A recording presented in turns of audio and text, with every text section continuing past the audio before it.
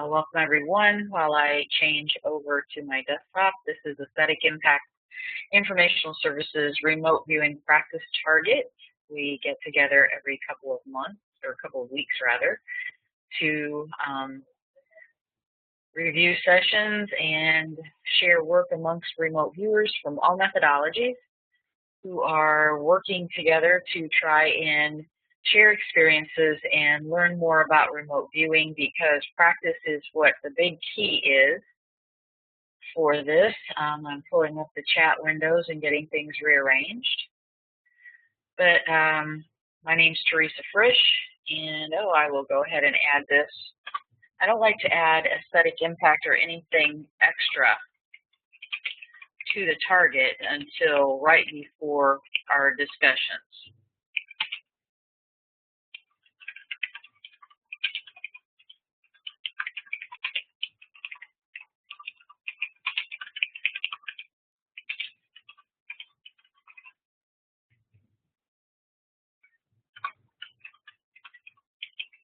There we go. All right, so as you probably just figured out, our target for this week is the Statue of Liberty, and we're going to have a little bit of an introduction as we go into the sessions about how important it is that each of us recognize the fact that we view as individuals what is interesting to one may not be interesting to another, and therefore what we view as our results. When you're practicing, you are moving towards an operational level. And when you're first beginning to remote view, you're learning to obtain sight contact, stay steady in time and space, learn the tools in your tool belt and how to pull them out when you need them.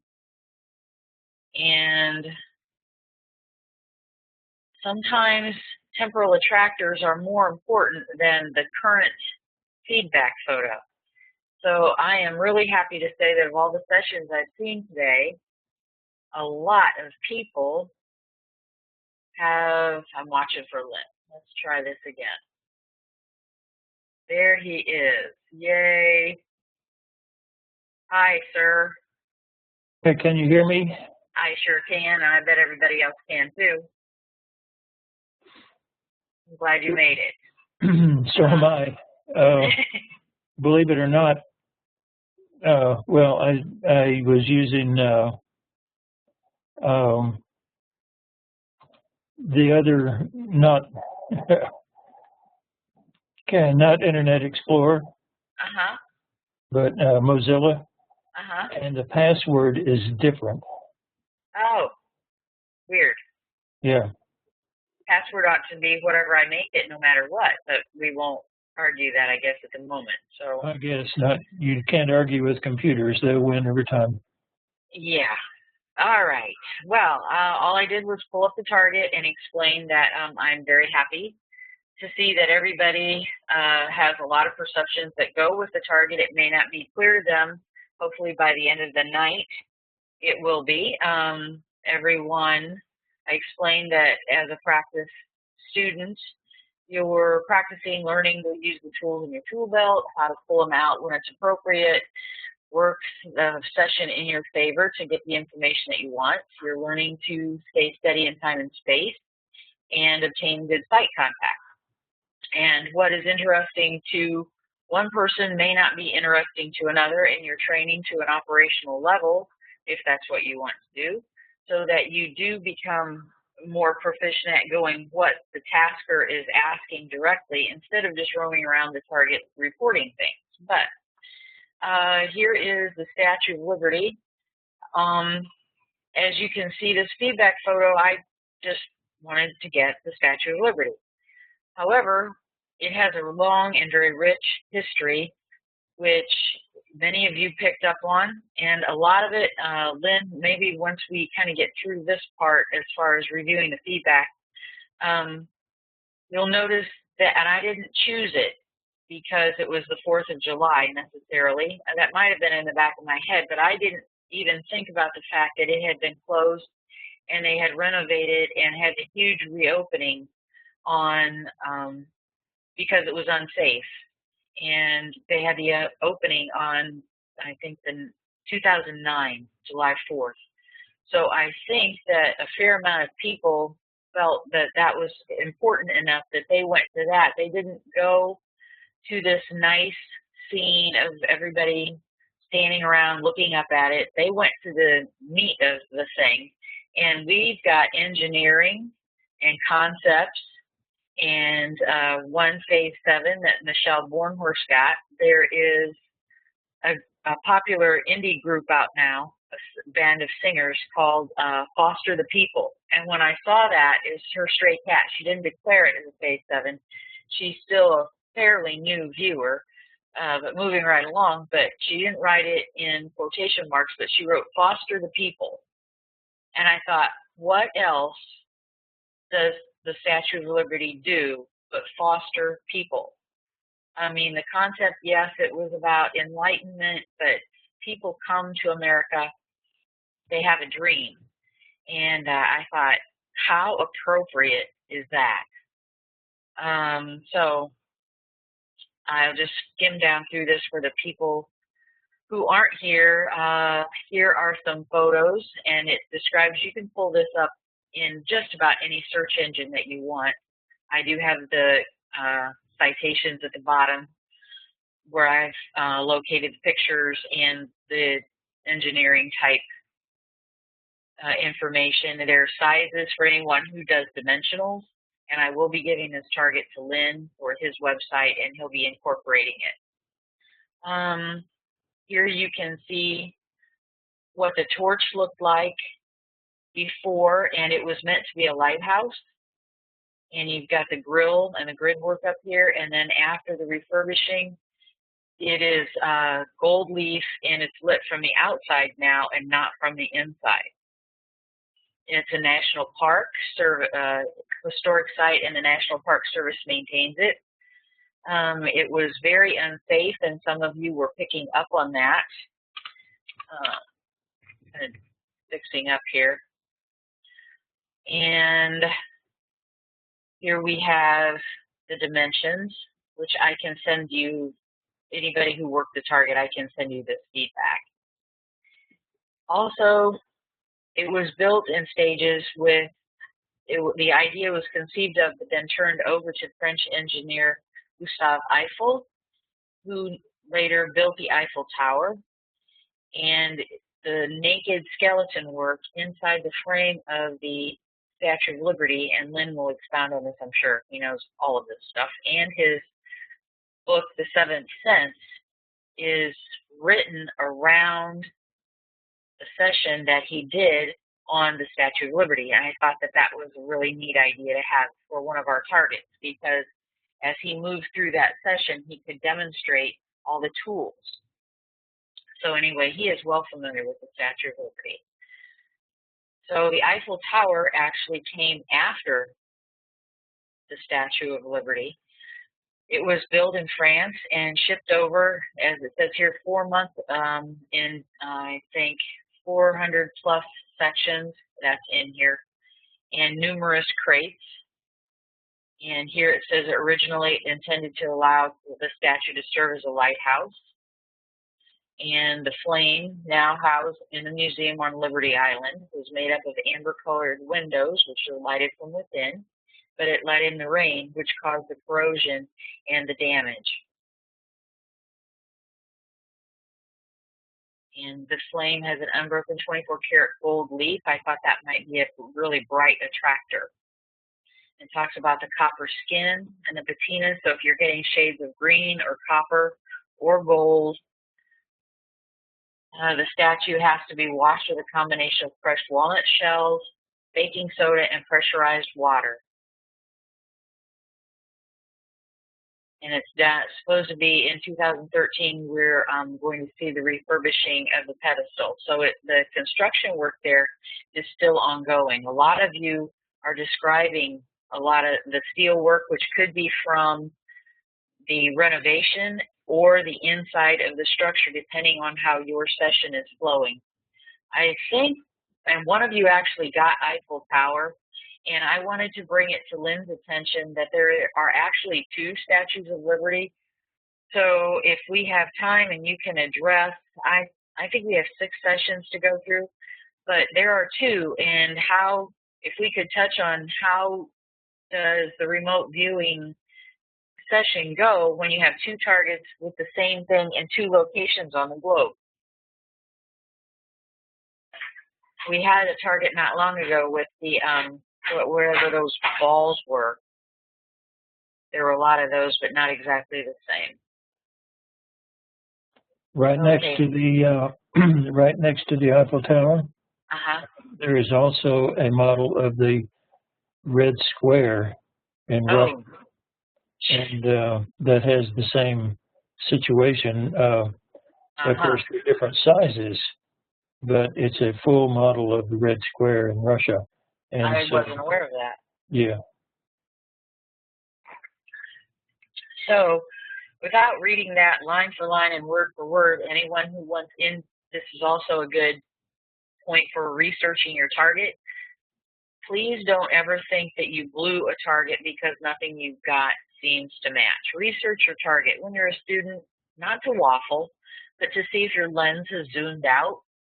Possibly you got more of the target site that was captured in the picture, or maybe what was in the picture wasn't the most important thing to your subconscious. Maybe it thought it needed to tell a different story. This is not operations. This is about learning.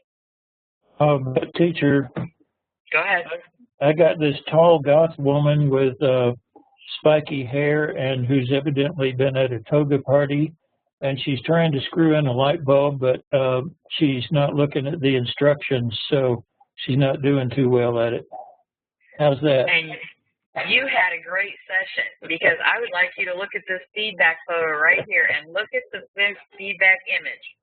And so, then we're going to talk about that. Yeah, and so a person who got that would say, "Oh, I missed the target. I'm so bad." Yep, and they nailed it. Yeah. They did. I have somebody on Facebook who's a friend of one of my sons. He's grown now. They're all pushing 30. But I put up one of our targets just with the images. And of last week or the week before, he took one look at it on Facebook last night and said, nailed it. And he, until we started getting all together on Facebook and I started posting this stuff, he'd never heard of remote viewing before. He took one look at that sketch and said, nailed it. I'm like, yes, sir. She sure did. So, all right. Let me see if I can pull up. I missed a session last week. John Knowles sent in a session. He couldn't be with us. So, let's see. In no particular order, does anybody have to leave early? And I know we have people here from the UK, and it is very late over there. I'm looking, there's Avalon. It's late over there. Let's start with her. See if I can minimize this a little bit. And then we'll go with Pat next.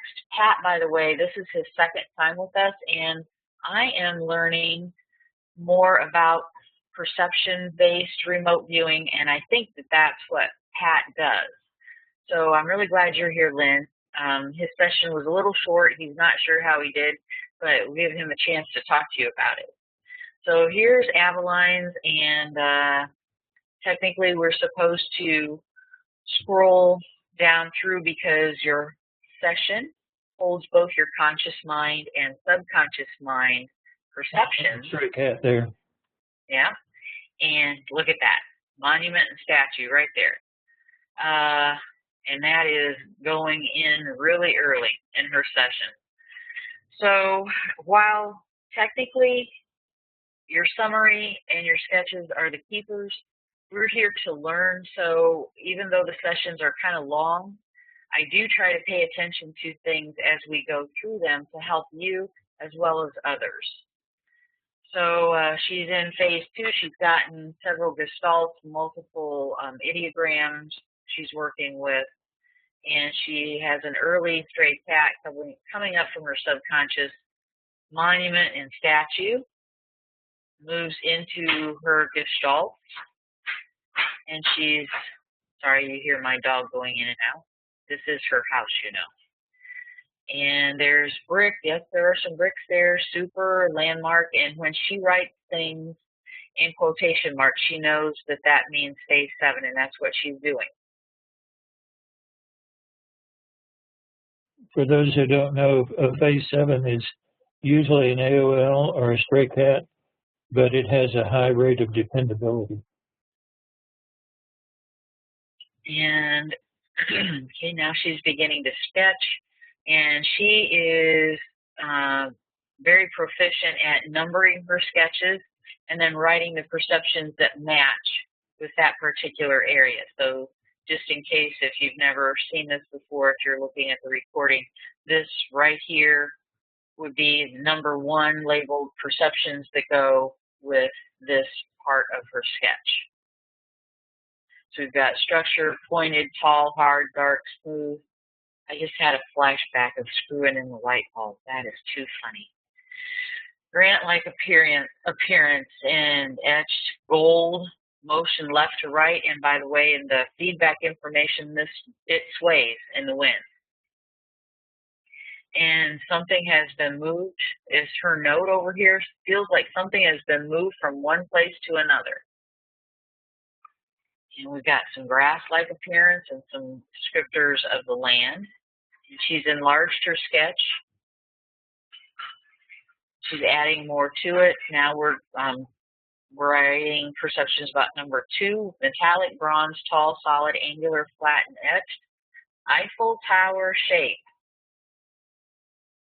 Think that might be a keeper? Yeah. Yeah. Move to the assigned target and sketch. And she's got, and this especially, we've been encouraging folks, every time you move away, whether it's 500 feet, move above the target, move over here, move over there, move over this place, smell it, taste it, bang on it, whatever.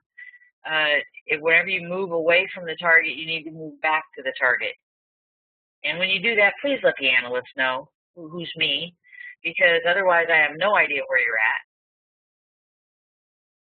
And I don't know that you've moved away from the target, the assigned target. All right, and we've got all kinds of perceptions. By the way, did we have an AI up there? That wasn't.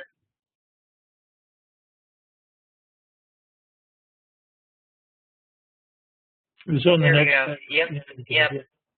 It's in front of me, and it was up there on up above. Okay, I was just paying attention, not paying attention, and then backtracking. Okay, purpose.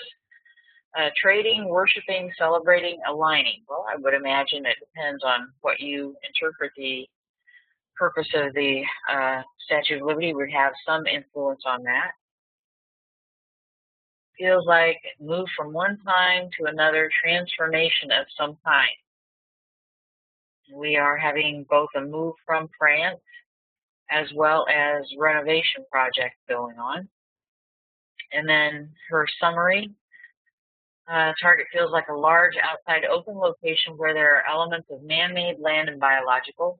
Overall target colors are browns, gray, black, bronze, and gold. Target is dark with medium contrast to its surroundings. Overall target temperature is warm. There seems to be some movement in time. It feels like from the past to now, but I can't be sure. The past with a question mark that is vast, solid, and cold. It feels hard and firm, but also gritty and rough. Overall land colors appear to be brown, gray, and green with grass-like and patchy appearance.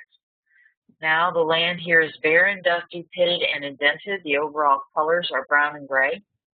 The man-made structures in the past, she's differentiating between past and now. I should have pointed that out. In the past, structure 1 appears to be tall, curved, hard, solid structure that is raised, low, and arched elements to it. In the past, structure 2 appears to be separated from structure 1. Structure 2 is angular, vertical, pointed, and sounds hollow. The structure seems unusual. It consists of smooth material that is granite-like in appearance. There is a flat, angular area that seems to have been etched upon. At the base of the structure, a left-to-right motion can be felt. The overall colors of structure 2 are dark brown, black with gold and bronze elements. Yes, there are. And in the present, structure 2 is only visible, no structure number 1.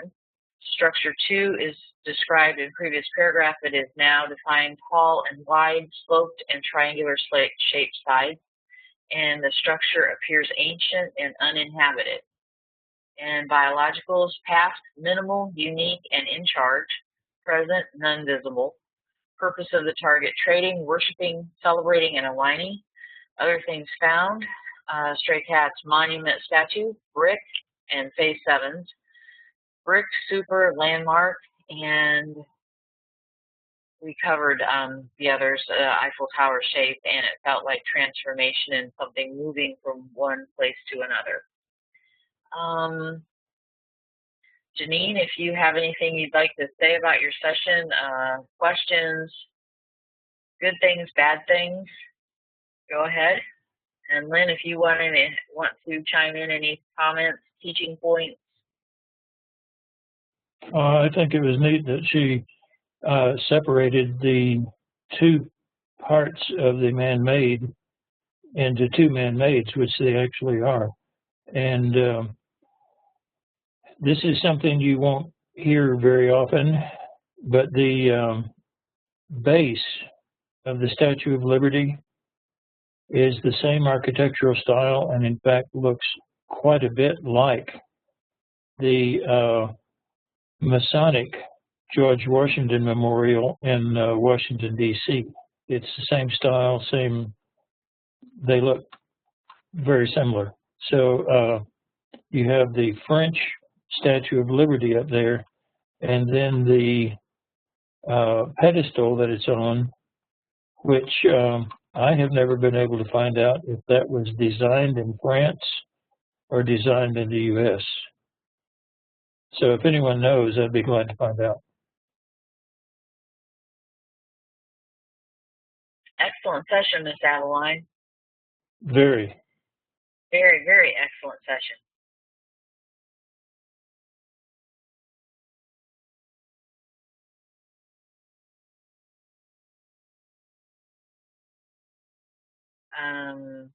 There we go. Hello again, Miss Adeline. Nice job.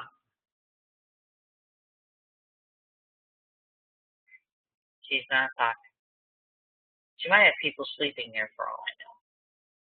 It's the middle of the night where she is. All right. Excellent session. Then let's go ahead and let me find. There's Pat. My cursor was right on it. As I said, this is only the second session that he's ever submitted. And I think he does perception remote viewing. His summary is first, followed by. So he's got sense of outdoor transport structure with repeated cross-section, multiple people, 2 of whom are mother and her son, sense of natural beauty, and overhead monorail system tunnel structure with repeated cross-sections. He's getting, when he touches it, ultrafine particle material and has an AOL of talcum powder.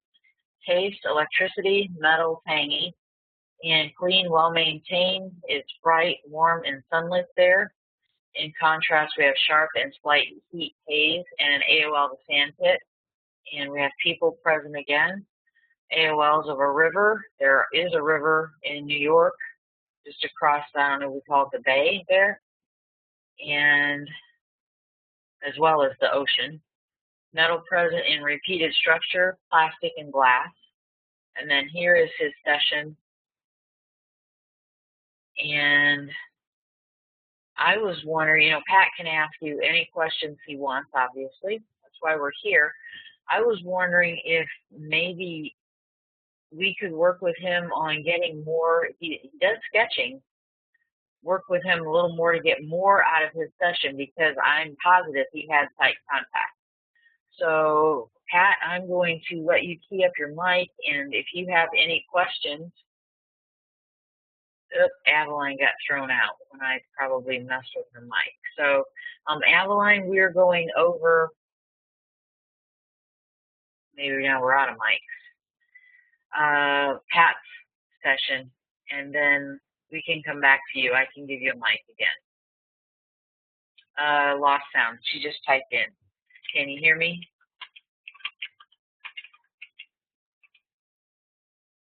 Since she came back.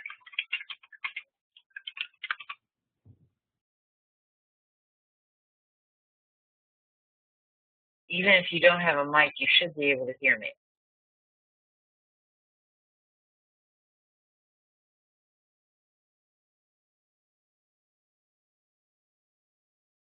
All right, Pat, go ahead and, hello, Pat. Go ahead and if you want to talk about your session at all, please feel free to ask questions and good things, bad things. If you need any help with anything, we'll certainly try. Well, one thing I wanted to do this time, a bit different to the last time, was try and get contact with the photograph rather than target. In the sense of I was trying to match my feedback impressions rather than go and do a site location scan. Because the last time it was a wintertime photograph and I didn't get wintertime impressions. So then suggested I was viewing it in real time and visiting the actual site rather than getting impressions from the target image. So we're talking difference in remote viewing versus ARV? Well, no. This time I wanted to make sure that my impressions of the climate and temperature and weather were correct, rather than worrying too much about getting target details correct. So, I was trying for a different sort of contract. So I'm pleased I got that right. As for the rest of it, if you look at the actual initial impressions, the monorail, the Aldings, is actually classed as the B impression. The A impression is like what I first got. If you like IAB, the idea is you get the ideogram, you get a piece of good information, and then it doesn't get so good. So, if you like, that's one of the first things I put down after trying to decode the ideogram, just say what's happening with the ideogram, is split it down into A and B impressions. Where am I at? Oh, there we go. There you go. Continuous structure, like transport. B, I'm taking that and I'm distorting it. And what I'm doing is I'm fixating on the like transport bit and making it into transport. That wasn't what I actually originally put. So from that point on, it's not going to be very accurate if I'm making that kind of mistake so early on. So, here's Lynn. It can be accurate. It can be accurate and good remote viewing that's not on the target. And so you can miss the target and still have good remote viewing. And, we always say if you're training for operations, always go for the target and not the feedback picture. But the fact is, if you make the picture your target, then, like you did this time, then you're doing a great session. You're doing a session on a target. And you wouldn't do that in operations. No. For practice, there's nothing wrong with that at all. Exactly. It was something I wanted to try and do different. So I wasn't concentrating so much on site impressions so much as trying to get the climatics right, if you like, the background, rather than the actual central image. So I'm quite happy with that. I mean, like I said, in terms of getting the Statue of Liberty, it's not very good. Later on in the session, I had a tremendous contact between a mother and a child, specifically a boy child. I just saw there's some kind of bond here. There's some kind of emotional parent-offspring, very, very basic, very, very primal relationship. And it kind of like just threw me because I said there's lots more detail here, but I can't get beyond that. So I had a big emotional impact. And that kind of like just threw me off the rest. I knew there was lots more detail there. Oh, yeah. But it's sort of like, where the hell did I start? I just thought, well, I'll just put down what I've got and leave it at that. Otherwise, I could castle build till the cows came home, and it could all be wrong. So I just thought, okay, let's just keep it simple. It's not something I've done a lot of in terms of trying to go for a photo site. So just trying to experiment on that, and yeah, it was okay. That's fine. The more you can experiment with it and try new things, the more interest you get in it, and the more curious you get about what you can and can't do, and so forth. And I know I sound like a stuck record on this, but the difference between a good remote viewer and a world-class remote viewer is the world-class remote viewer gets curious.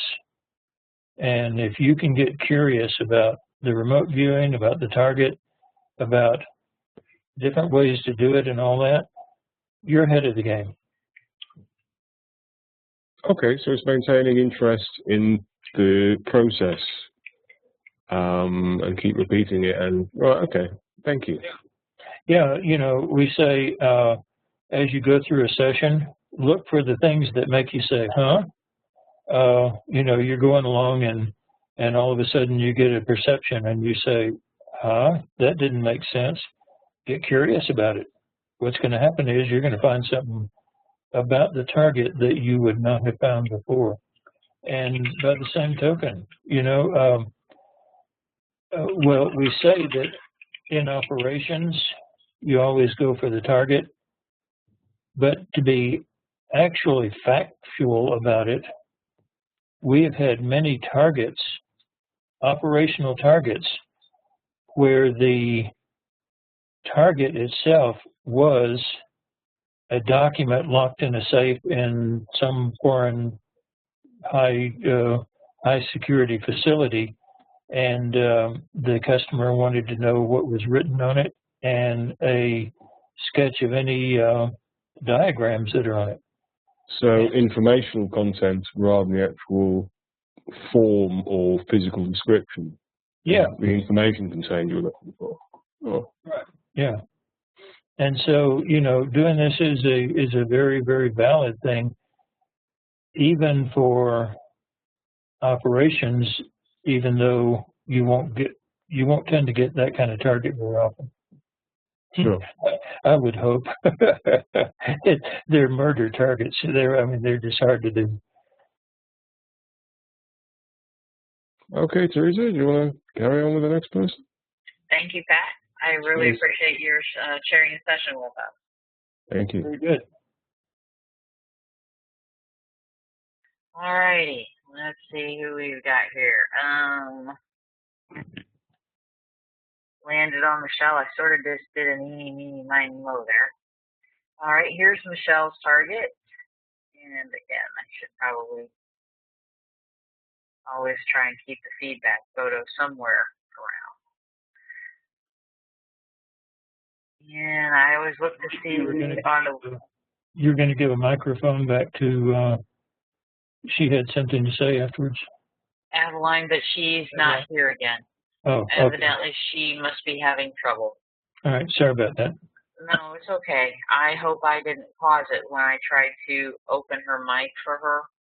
I get kind of click happy, and sometimes I click on things too quickly, and the computers let me know about it. So I hope I didn't create problems for her, but she will be listening. She'll get the recording. Not that that excuses anything. I don't like it, especially since she went all the trouble to stay awake to be here. So, all right, here's Michelle's session. No early advanced visuals, and lots of gestalts and ideograms.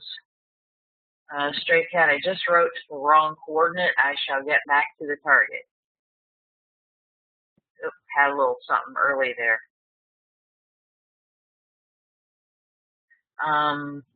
Michelle, it's not the fate of the nation, but if you need to start over, just draw a line through that.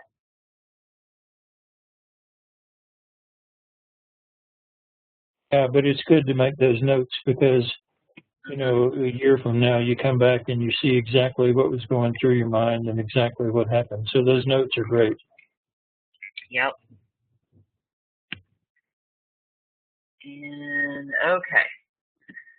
Starting to move into phase 3, we've got aircraft, light as a feather, and a stray cat rather. And we've got wide, airy, light-filled, accordion tube, square-plated, camera-centered light. And we've got crystal, cathedral, and prisms.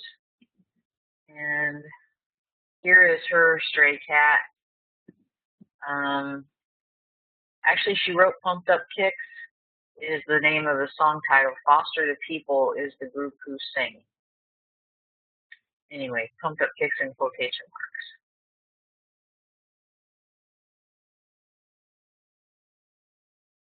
And all kinds of, we've got glowing yellow, oranges,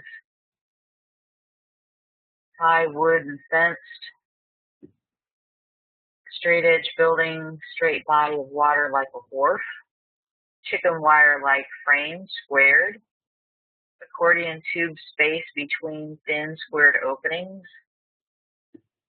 evidently reminded her of a dryer vent. Get my little tool thing going here. And something reminds her of a lazy Susan. My snapshot thing. I want to. So here is her stray cat. There's something that's circular and reminding her of lazy Susans.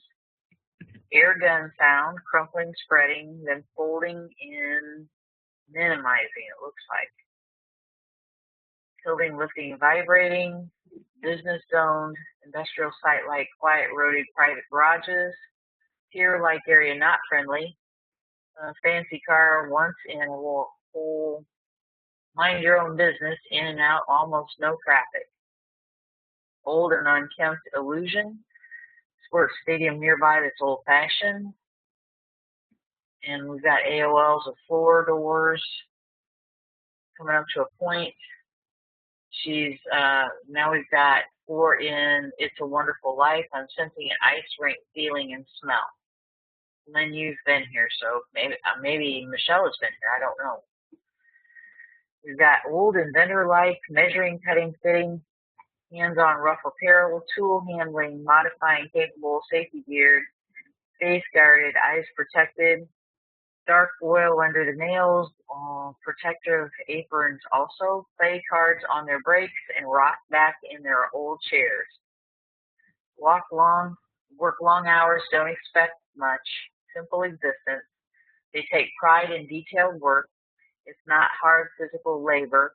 It's exacting mindful details. Play for them. I'd like to just stop just for a second. Michelle and I have reviewed intermediate. She hasn't actually moved into that as far as structure goes. But Lynn, do you think she is possibly, could we say, to explain the SI column, reporting on what people at the site are thinking and doing, like in the SI column in intermediate? Yeah, definitely. Now, she doesn't know that she's doing that. Well, her subconscious might. Her subconscious might, but if you're going to be totally exact about it, that's not what she's doing she's doing, because she is saying they. Mm-hmm. When you're in the SI column, you tend to say I, or, But you're reporting on somebody else in the SI column. You're reporting on somebody else in the SI column. Uh-huh. But she's, like I say, if you wanted to be totally exact about it, okay. This is not SI, but this is the kind of material you could get in the SI column, and it would fit in the SI column extremely well. Like if you had given yourself a move command to interview somebody at the site? Yeah. Okay. Okay. The difference between this is that in the SI column, you're going to get a lot about how they feel about playing cards, how they feel about being on break. Now, they rock back and forth in their old chairs. Yeah, rocking back and forth is perception. Yeah, and in their chairs, you could cue the chairs, describe the chairs if you wanted to. You know, you don't have to. They work long hours, and the SI column, you would get also how they feel about working the long hours. And here where she says they don't expect much, that's straight AI, SI. Yeah, column. I think that's probably, I queued all of this up, but I think I probably, this is what they think. Yeah. They take pride in detail work. They don't expect much. Play for them. Yeah. It's play for them. Yeah. And that is strictly SI column material. That's perfect example of SI column material.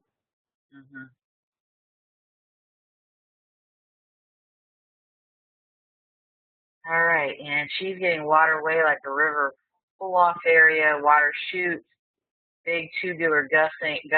Now she's getting Willy Wonka tube-style system, okay? And we've got drinking fountains, locks nearby to control the level, barges, containers nearby, sprinkler system problems. We've got rust issues, dip tanks on the site for cleaning and treating parts, small decorative fountain in fake office, okay. Oily air, chemical like dry cleaner, adhesive, clothes, and hands, hair, keep this smell.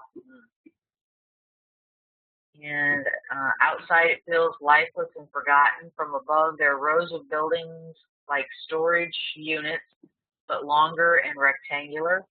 Which there are, by the way. Okay. Even if they're not remodeling or renovating? Yeah, it's over on an adjacent island, yeah. Okay. I'm being shown a tall wooden supports, mostly beneath the water's edge, connected by very strong metal rings that hold in place and connect together to form a wall-like thing. I feel off track, so she gives herself the coordinates again. I will describe this place. It feels like a foundry. I just got a whiff of chalky coal-like smell that I hate. The building feels like cinder blocks, old brick. The windows are old, very large, with old world metal workings to crank out. Gee, there's that possible using as a lighthouse. I was so happy to see this. I thought it was so cool. And then, what does this look like to you folks? Looks like a diver welding, but it's definitely welding. Yeah, I wouldn't have said diver. I would have just said welding. But yeah, it looks like somebody welding to me. Loud and hot. And then her summary. Purpose, it's a work site making something with many large specialized parts. The summary target has aspects of man-made motion, land, biologicals, water, and space, man-made old cinder block building. Inside, putting together parts of something that opens and closes with air, but works more like a camera from the olden days. Motion is industrious. No frills, doing piecework that is precise. Land is away from town center. Industrial site near a waterway. Bare, simple dump life. Biologicals were male shopcraft-like workers putting a machine together, and the water near the facility is dirty and unadorned. May be used to move two things to next location. Move this thing to next location. And the space around the area felt abandoned and unwelcoming, like the area has seen better days. Space inside felt busy, focused, and proud of good work. Space from above, last or second to last on the inside left dead end edge. All right. Michelle? See how there are differences between the summary and the session? Okay, this is why, in the session, I don't care how good you are, you're going to have garbage coming into the session. You're going to have stray cats. You're going to have AOLs. You're going to have castle building. You're going to have suppositions and guesses and everything else. But this is why in an operational setting, you show your summary, but you don't show your session. You show your session to the analyst, to the report writer, and to your own crew. But what matters is what falls out at the end, because a person by the end of the session is going to have better sight contact, and what they believe at the end of the session will generally dump a lot of the garbage out. And so I think if you look at her session, it looks like castle building almost all the way through. But you look at her summary is accurate. I mean, really accurate. Yes, it is. I agree completely. Even you might say that New York City has seen better days. Yeah. Michelle, did you have any questions or anything you wanted to ask about?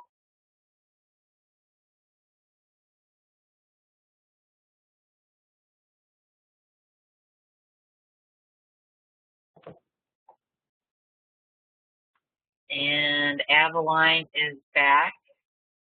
Aveline, if you wanted to say anything about your session, we'll take a second and bring you back in.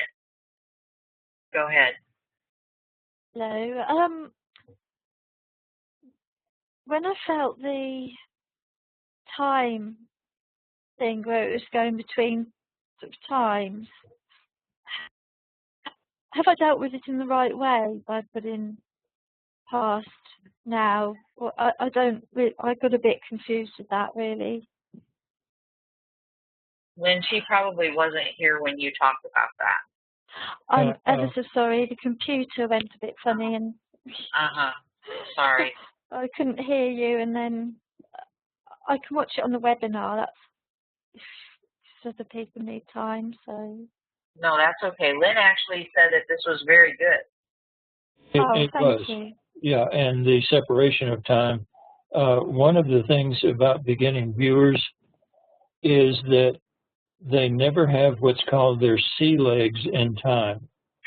And so you get a target that spans a long period of time.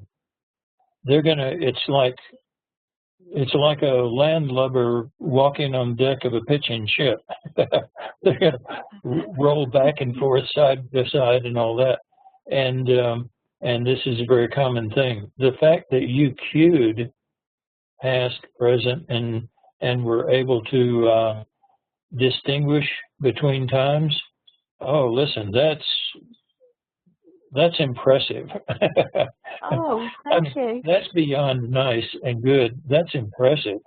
I was very impressed with that. Oh, well, thank you very much.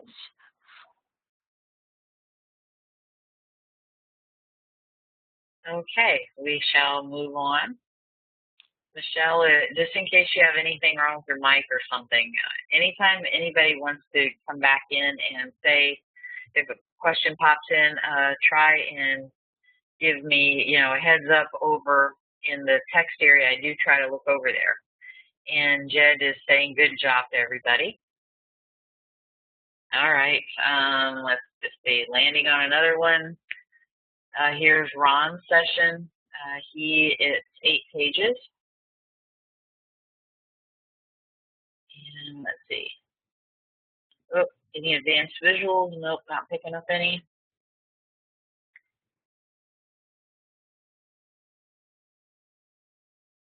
Lots of good ideograms and gestalts to work with for sight contact. Now moving into phase 2. Ron's not been doing this really long. He's relatively new, but practicing hard. He already is picking up. Yeah. Yep. Just to point out again, I sound like a stuck record on this too. Just because it's a stray cat does not mean it's wrong. The rules are just because it's a stray cat or an AOL doesn't mean it's wrong. Just because it doesn't mean it's wrong doesn't mean it's right. It just means that it's a noun. And I see that he set this over to the side like you do nouns. It's absolutely correct. And yet it's a noun. And so this shows self-discipline of a viewer. And that's really good. This will get you a long way in remote viewing. Then I did take, his session came in a few days earlier than everybody else's, so I did have a chance to look at it. Now, the perceptions he's getting are more now of a tropical island, so I think he might be starting to castle build, and I can't remember if this is going to persist throughout his entire session or just for a few perceptions. Still picking up on tropical fish. And yet, we do have a few nouns mixed in. Starting to set them off to the side. He's getting a lot of stray cats. I don't know what M22 is. Means something to him, I would have to ask him. But Pacific Isle, colorful birds and monkeys, they're starting to take over his session, I think. Still some things would match. Set aside. That's good. And then I can't, as you said, he's setting them aside. He's fighting it hard, trying to remember. Over here now, we're picking up on volcanoes and tsunamis. So I was wondering if a little 9/11 might not be creeping in. This would be a good teaching point too about that temporal attractor and trying to fight that. Snow cones. On that point, you were saying at the beginning that we viewed the Statue of Liberty. What we viewed was when President Reagan turned on the lights for the revised Statue of Liberty, remodeled Statue of Liberty, and what we were viewing was any potential or probable terrorist activity associated with the event. And so we didn't actually view the statue itself. And there were some actual, I don't know, potential issues? Potential issues that were real issues and that just haven't really been reported to the public. So, so it does have a similarity to 9/11 as well. I see. I'm glad you brought that up because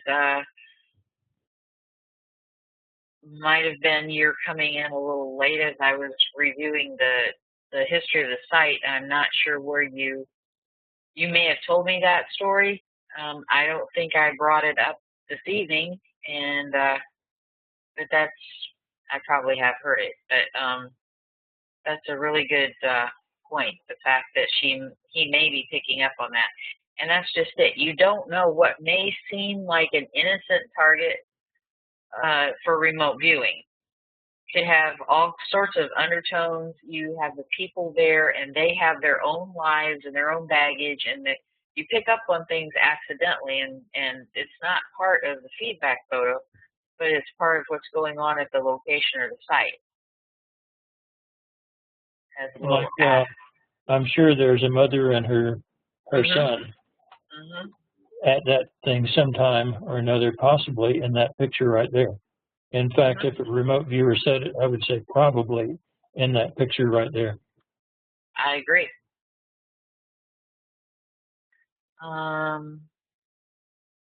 Now we're getting the building, emptiness, old, dried out, disrepair, gray, brown, flat white, wool-like, historic building, crab-like, There we go. And feels old and musky. Lynn, do you recognize, this felt like castle building to him. So I thought to myself, yeah, you're a good viewer. It always feels like that. You do also have that innate sense of when you may be off target. So always give yourself a command to come back to the assigned target if you think you need to. But do you recognize this building at all as being there?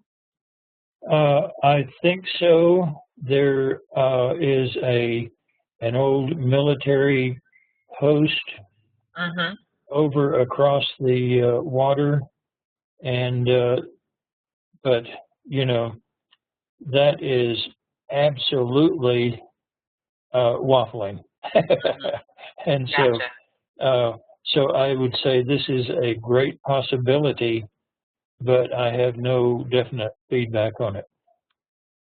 Okay, and then coming down to his summary, he fought those tropical island stray cats so hard. Let's see. Target appears to have aspects of land, water, space, biological, and man-made. Land appears to be crusty, brittle, hilly, gravelly, brown, green, yellow, damp, rock, face-like, waterfall-like with vegetation. Vegetation appears tropical, coconut tree-like, banana-like, broad leafed, dark green, vein-like, thin, light, leaning and blowing in the wind. Then there's water that is blue, white tops, salty, greenish, definitely salty. Tropical fish like with sailing boats, white, red, wet, number, try to read that word, something like gray and fresh. And the space appears open, misty, hot, humid, salty there, and clear. And this was the 4th of July, or in July. Biological has aspects of red, black, orange, hot, tired, warm, cold, snow-like, grouping, shining, native-like, fire-like, drum-like with echo sounds. Man-made appears building like a structure, banging sounds, emptiness, old, dried out, disrepair, flat, square, and wood-like, and leans or long, across, diagonal, down, and stone-like. And stray cats were Island, M22, Pacific Island, the colorful virgin monkeys, 12/19/13, sundial time, volcanic island eruption, tsunami and death, snow crabs, historic building, crab-like. By the way, I know there's a lot of crab fishing over that way. Would those be accurate perceptions? Probably so, yeah. I find this string of stray cats here extremely interesting, and I wonder if they're predictive in nature. I mean, there is that predictive date on it. Oh, got you. So I wonder if he might be viewing the future. If another target may have inflicted itself on his session right at this time. What's M22? Ron, you can jump in here, and if you have any comments, questions.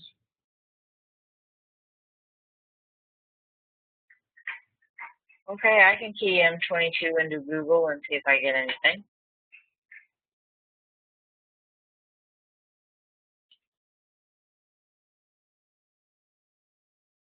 Also, we've got that construction going on with the pedestal, too. That was supposed to happen anytime now in 2013.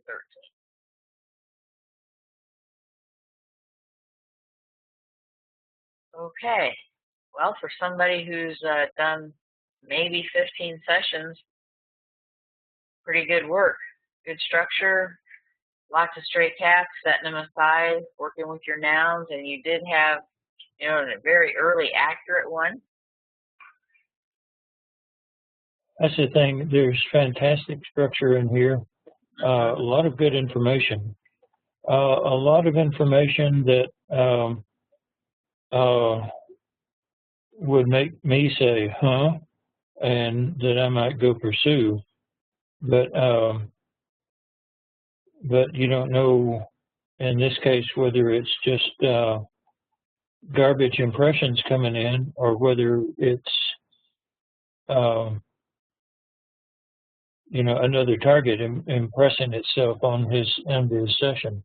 Like I say, that part of the summary would really make me tend to believe that it might be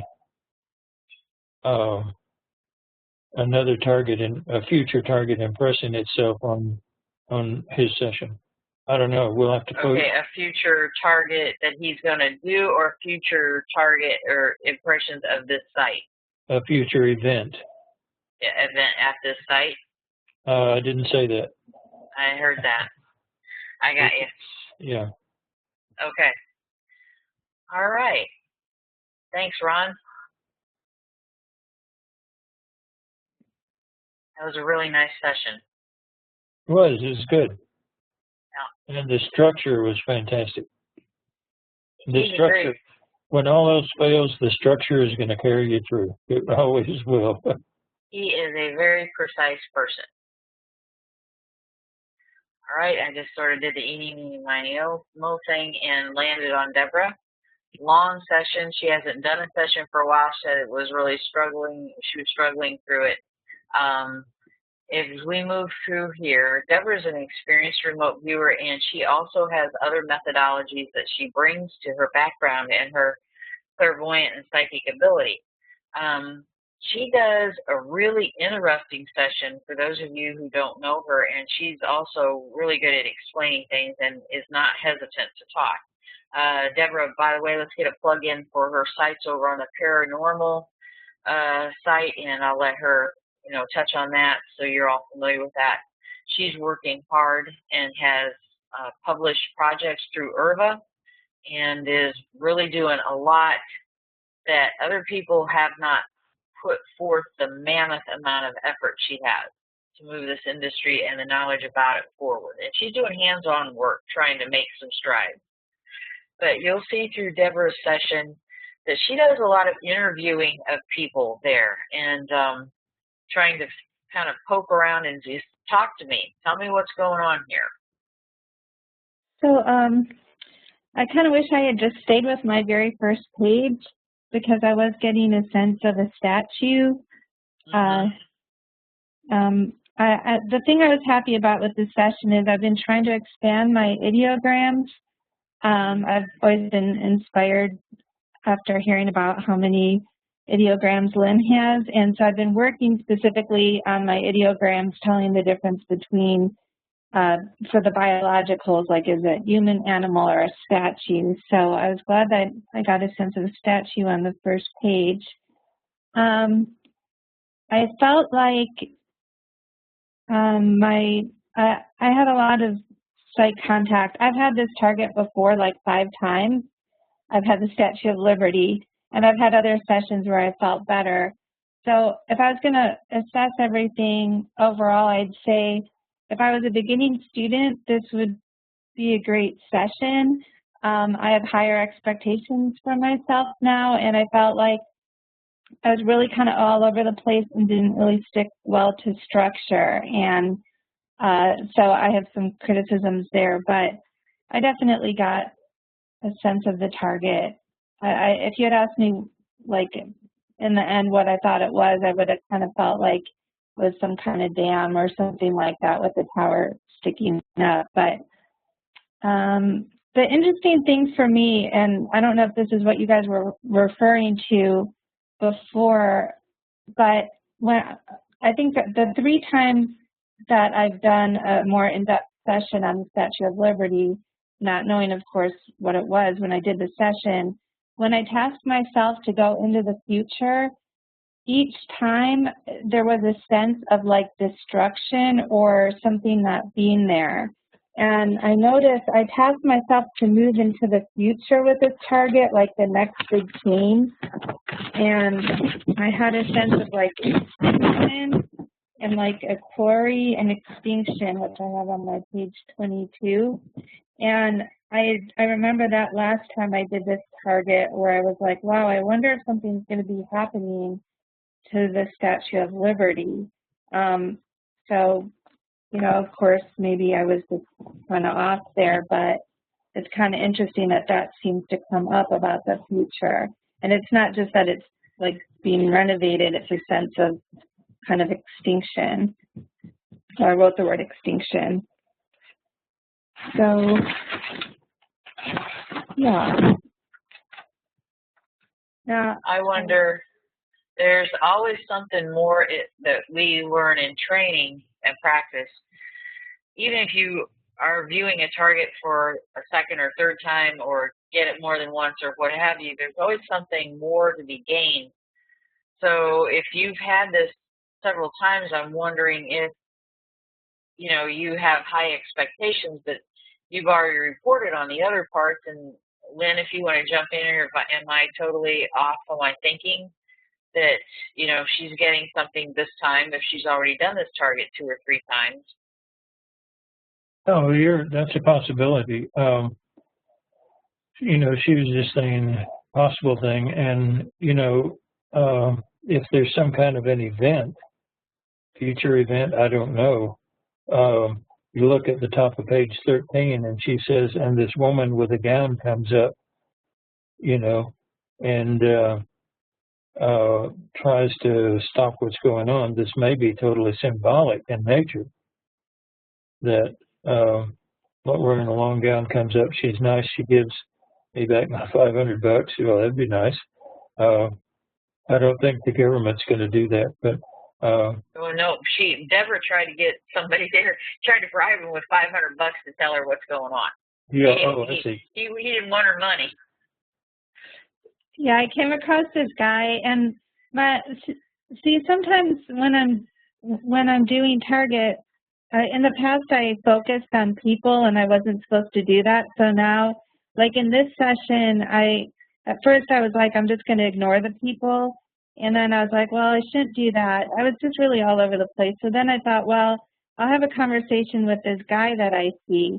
So I started to talk to the guy, and then for some reason I was like compelled to say to him, okay, well, if I give you some money, will you tell me about this target? Because he didn't really want to talk. So it was this whole weird experience, like I'm trying to bribe this guy so he'll tell me about the target. And the thing was that what I feel like I did not do well in this session is I was in a hurry. Like, even though my session is long, I was impatient the whole time. I didn't want to go through the structure. I just wanted to get to what it was and be done with it. And so I was like looking for shortcuts throughout the session, and I feel like that wasn't really all that helpful. Yeah, that never is. Do you normally do a cool down before you do your session?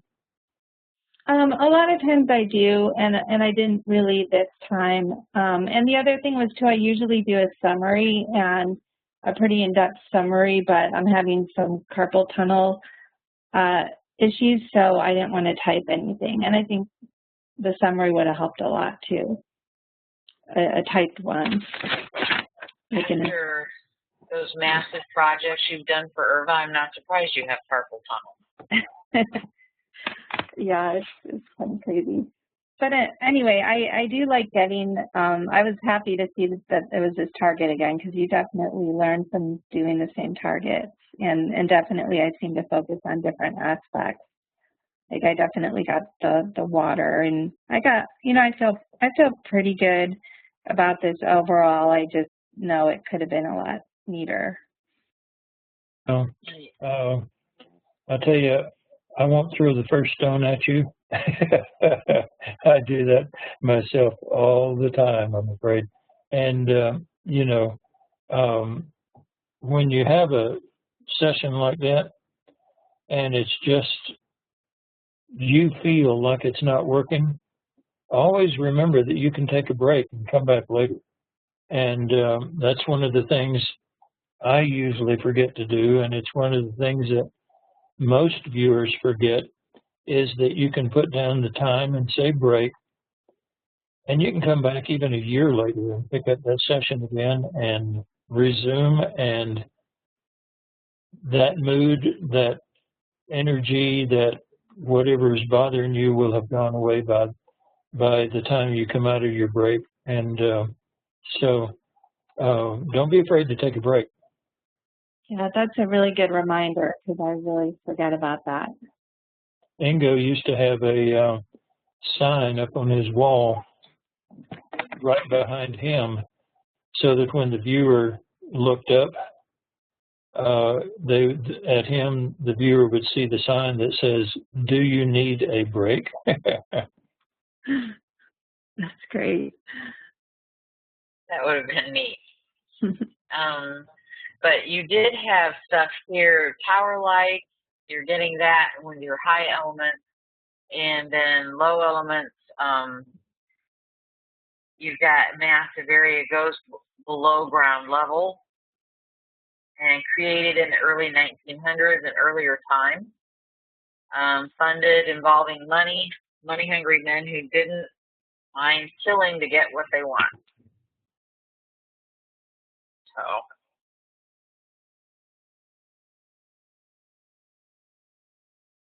how long has it been since you did a session? That was a long session. Wow. That was a long session.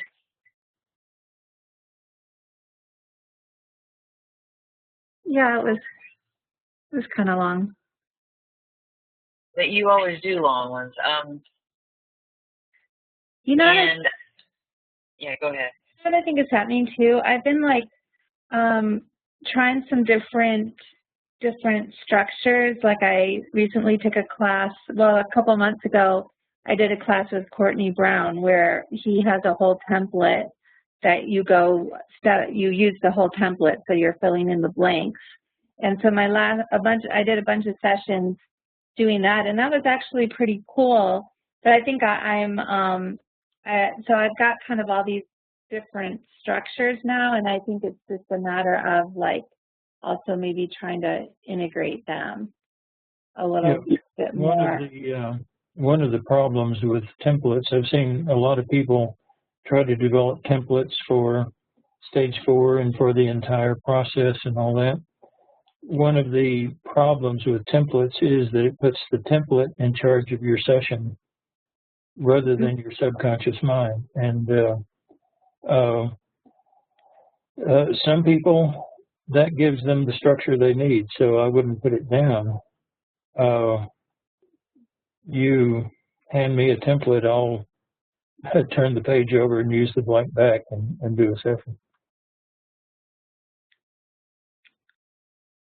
Yeah, I'm noticing too that everybody has their own, like some people are just naturally so structured in their minds and just how they conduct their lives. And then some people, like I'm so completely just naturally unstructured. And so I've just been kind of paying attention to how that just natural inclination or not has an impact on people's sessions too. And it's just kind of interesting to see. Like I say, the templates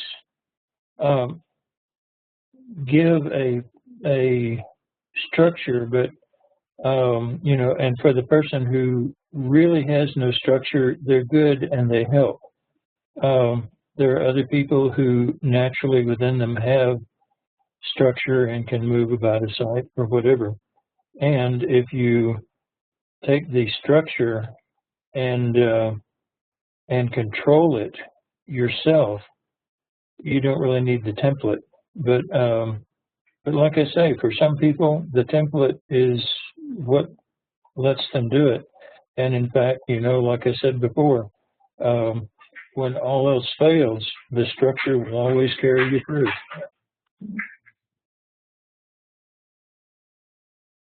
Well, thank you, guys. You're welcome. It was Thanks fun. for coming. All right, let's see. Janine here, 9-page session. Janine is learning on her own when she has the time. and not doing a bad job of it either.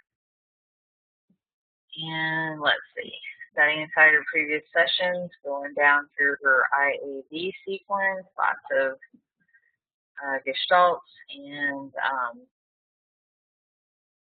there we go, enneagrams, and let's see.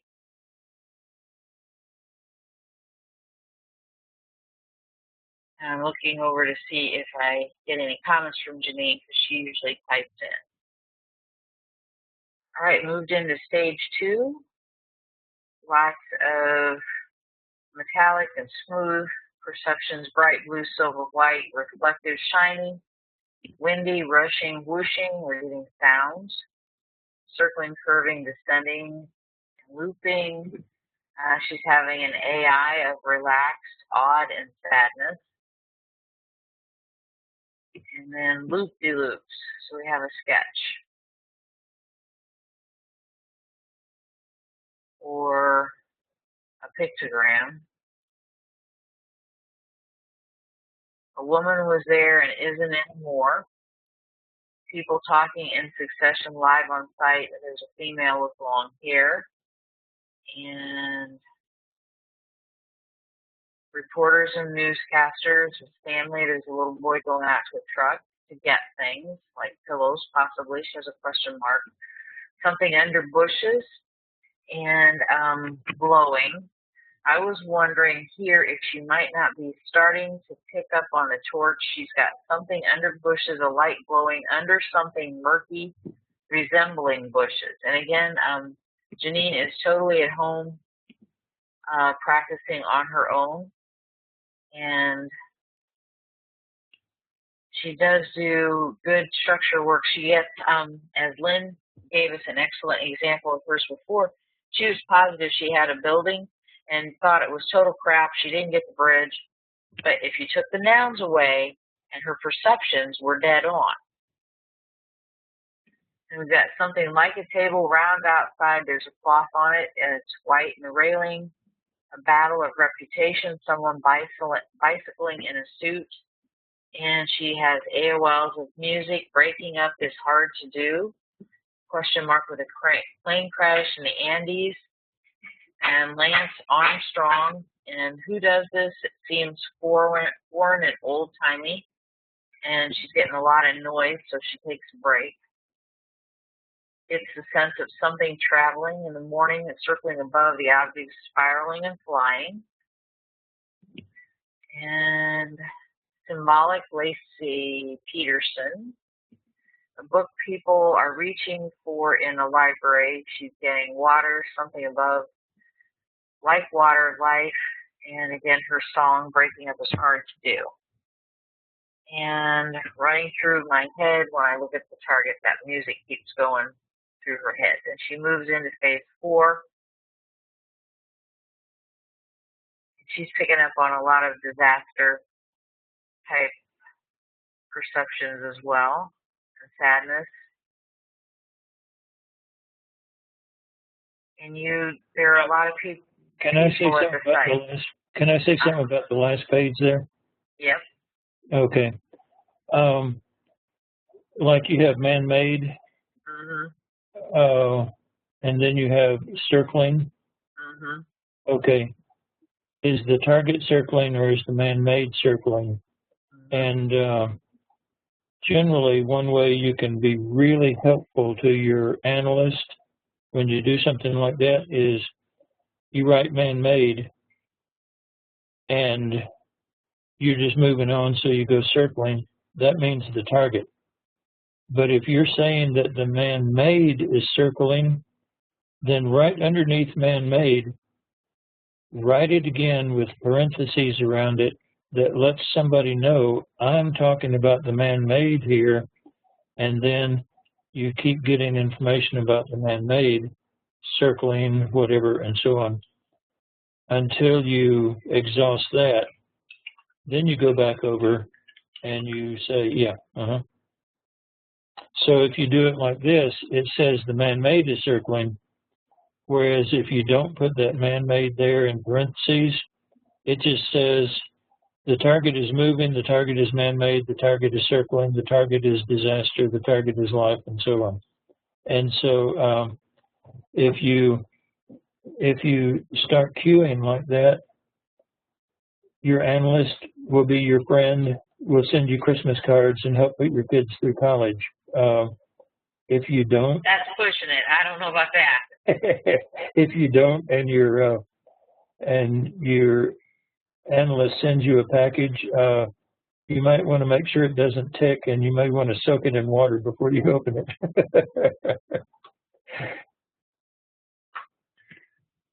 That's funny. Oh, and looky here. She's exploring female. Yep. Whoop. Very good. Yep. Of course, now my little tools are jumpy. Yep, female. We've got dark hair, and she's unhappy. Yeah, and this is perfect. That exactly tells the analyst what those two impressions are talking about, what part of the target is talking about. That was excellent. Yeah. All right. Oh, now we're coming around. We're really exploring. Female, we've got all kinds. Yeah, here we go. There you go. Here she got boy, and now we're exploring boy. As I play with the tools here. Young, dark-haired, in a strange place, can't sleep, gets a pillow from outside. And here's her summary. My initial impressions were of an object and elements of life, multiple energy and nature, also perception of motion. Object man-made seemed to be of something circling an area. Also had an impression of a dining table set for service out on a patio, which appeared to face a land-water interface a little further away. Impressions of multiple life forms, young woman standing alone, speaking to who may have been a newscaster, a small boy who couldn't sleep going out to a truck for something, and what appeared to be a male on a bicycle. Less concrete perceptions of a battle of reputation, a woman who had been there wasn't anymore, a recurring refrain of breaking up is hard to do. Energy may have come from a light glowing as if from under something, perhaps brush or bushes. Also seemed windy at times, and she had an overall sense of sadness and tragedy, even nostalgia. And my AOLs were all over the place, like my mind was constantly jumping around.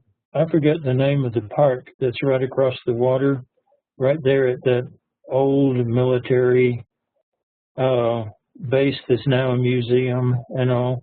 But there's a park out there, people riding bikes back and forth, people walking back and forth, and all kinds of entertainers and all. And there's a railing that looks out toward the Statue of Liberty. And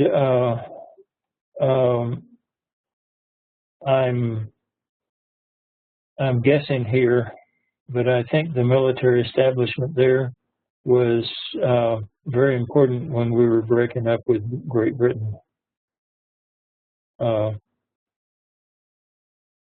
So I don't know if all that applies or not, but it's interesting to note. And I think it's interesting to note that somebody is sitting at home and is doing this totally on their own. I mean, we have several people here who have worked this alone and finally are breaking into a little bit more training than what they could get on their own, and it's just amazing to me. They just picked it up from books and seminars and what they could find on the internet. Nice job, Janine. I know there's not a lot there. I'm sorry. Oh, I was saying this is really amazing stuff. You know, it's constantly amazing me. And again, you know, your session, and you're welcome. Like you said, there's not a lot at your session sometimes that you think applies, but you don't have the benefit of a lot of the training and stuff that some of us have had, and you're doing this on your own and making amazing progress, really.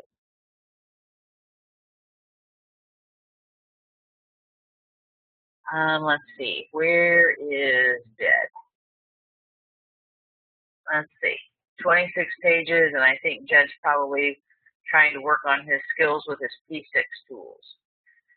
And let's see, we've got a preview of coming attractions. Looks like 200 monkeys, elephants.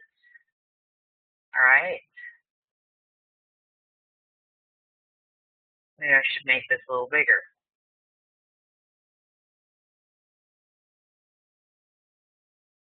Okay.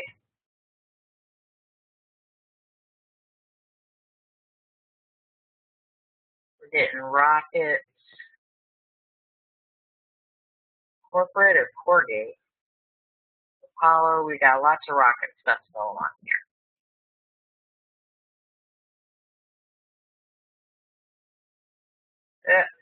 Lynn, does this sound familiar? It's in front of me. Delightful. I wonder if it's an Eiffel. Very neat. You want to tell them the insider joke there? Yeah.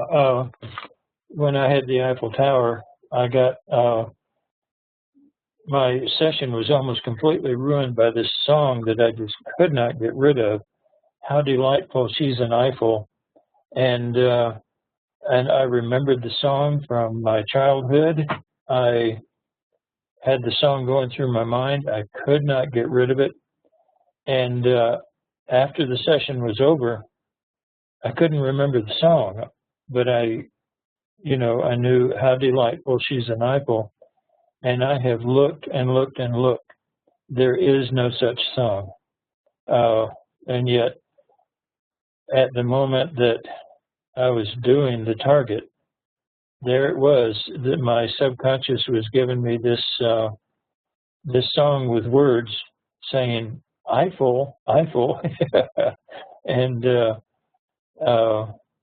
I just didn't have the sense enough to know that it was just trying to tell me something.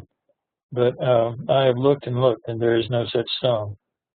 But in session, man, I remember that song from years before. I'm just Janine, I changed you to an attendee because you don't have a mic and Jed needs one. And hopefully, can you still hear and everything? I don't think I've ever had a problem before, but every now and then I don't want to throw you out of the room either, because not everybody can be a panelist. Okay, yes, she can hear. Just wanted to double check. Okay, so back to Jed's session. He's getting impressions that he's setting aside about rockets and all kinds of space activity. Now he's getting a stray cat, a lighthouse, ornate. Very good. Set up for to be a lighthouse. Set it aside, ornate, something, and huge. Looks like itchy, but that's not right. Took a break. Now he's giving himself move commands. Move to the assigned target and describe huge, lifty, and square. Okay. And crane and rocket are two nouns he's setting aside. And for whatever reason, see, we did a sketch. I don't think there's an AI. Moved, okay, there's space 4. My bad. All right, now we're moving into some P6 tools. Let's see, what are we measuring here? We're doing huge. He got the perception huge, and he wants to see if he can measure it. And let's see, I'm looking at his writing here. 80 feet wide, 100 feet, 90 feet. Jed, you can key up your mic anytime. Because I can scroll down and start, it's kind of hard I'm scrolling up and down your PDF here. We've got perceptions that are numbered.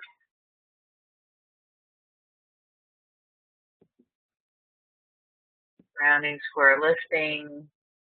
2 is small, ornate, square, lifting, charging, something battery, like a battery charger. That's number 2 here. Okay.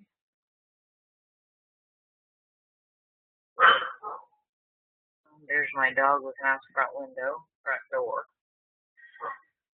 Let's see, open, squeaking, rough, perpendicular, large,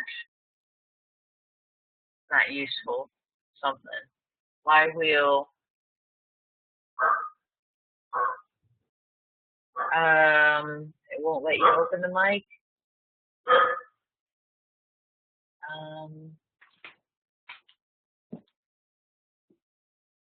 Let's see. Sorry, Jed. I could hear you. Okay. Let's see. Huge falsehood, and then we're exploring falsehood. We've got rounded, square.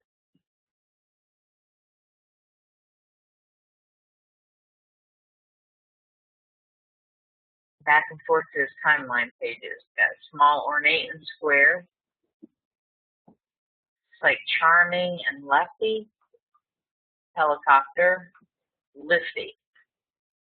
Lifting probably. Lifting, okay.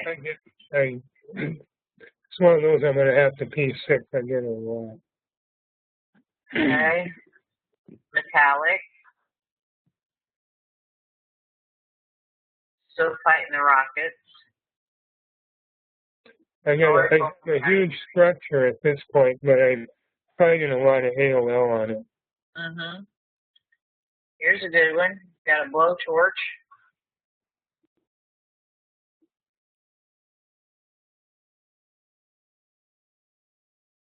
Okay, describe its shape. Tall, thin, wiry. Like a crane lifting a block. Okay.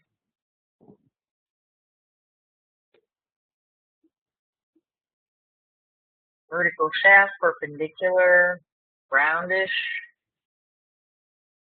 And describe the target pattern. Square, polka dot. Polka dot. Noted.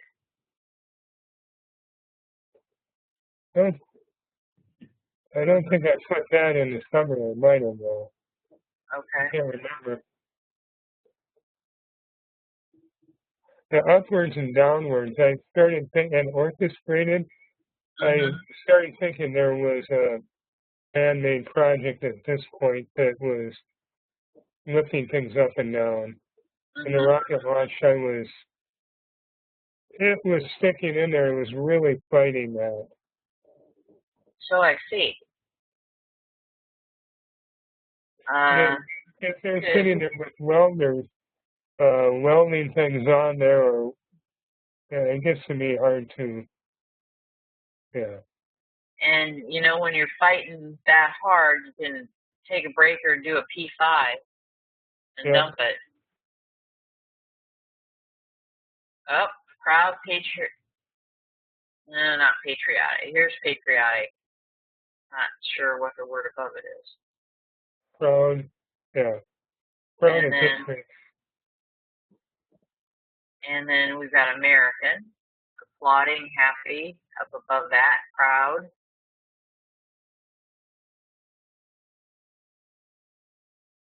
I can't remember if I tried to douse this. If I did, I missed it by a mile like I normally do. I'm trying to work on my dowsing and some of my P6 tools. And there you got patriotic people. Yeah. Start getting AOLs of countries. It's a great nation, so start coming up with all these big countries. Okay.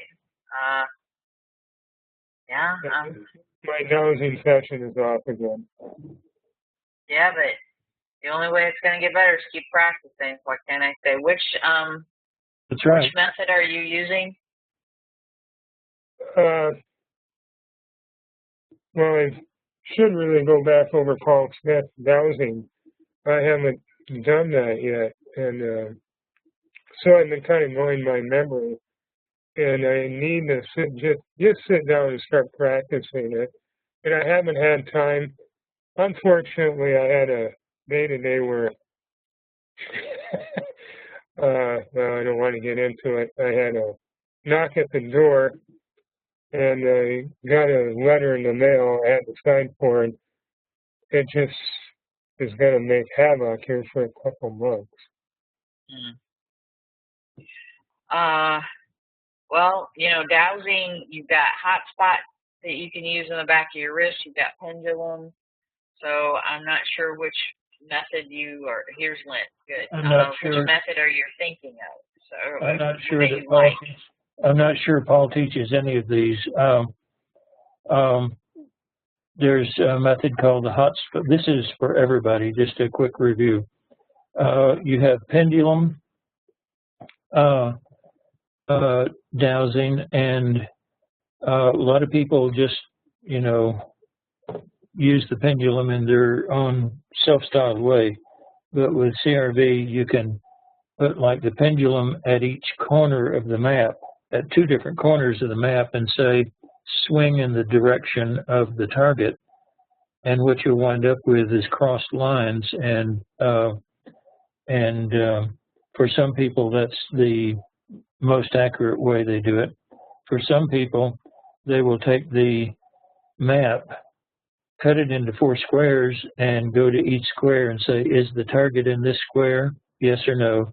Is the target in this square? Yes or no. When they get a yes, then they cut that square into 4 squares, and they keep on going down and down and down until they get to the target. There's also a thing called the hotspot method, where people just run their hand over the target, not always looking for a hot spot, but that's just the name of the method. You can look for feelings or whatever. What we have found is that the skin on your wrist is much more sensitive than the skin on your fingers, and so you'll see a lot of CRVers especially moving their wrist over the target to see whatever it is they're trying to feel, and feeling the target that way. There are several other methods, but those are the main 3 methods that most people fall back on when nothing else works, because they're the most basic of the methods. So I hope that helped. Okay. I have to sit back and start practicing, and that's really what it is. Practice is everything.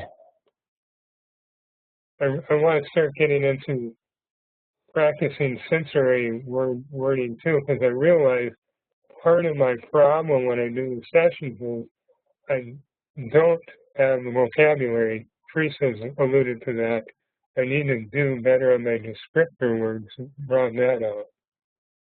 I just read that a good way to, I've been talking to some folks over the Stargate College and Jaybird. One of the things that they think is helpful with that is working crossword puzzles. Oh, okay.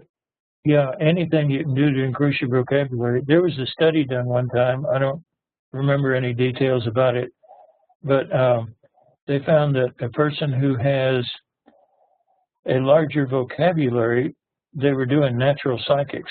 A person who has a larger vocabulary tends to be a better psychic, not because they can perceive better, especially, but because when they perceive something, they have a better vocabulary for telling people what it is. If you perceive something, if you perceive something and you don't have a word for it, it will tend to not make it into your conscious mind. It's been shown, like spies, they go through a secret facility, they never look right and left because you get shot doing that. But when they come back, you can put them under hypnosis, and what they've seen out of the corners of their eyes and all that, they will be able to record and report to you. However, they also found that if there is something that is totally foreign to that person that they don't have a word or even a concept for, they won't report like there's something in the corner, I don't know what it is. They'll report that over in the corner it's empty. They won't even see it. Part of the thing is I've been focusing a lot on learning Spanish the last couple of years. And I noticed even in a couple of sessions I've done, I've had Spanish words come up.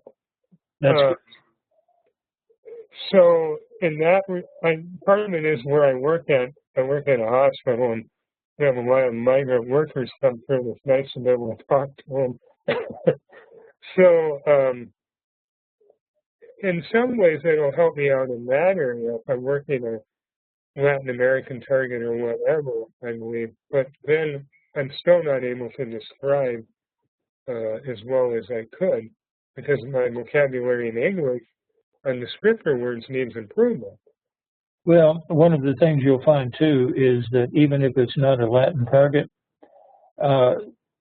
you know how when you're translating from one language to another, it never translates exactly the same.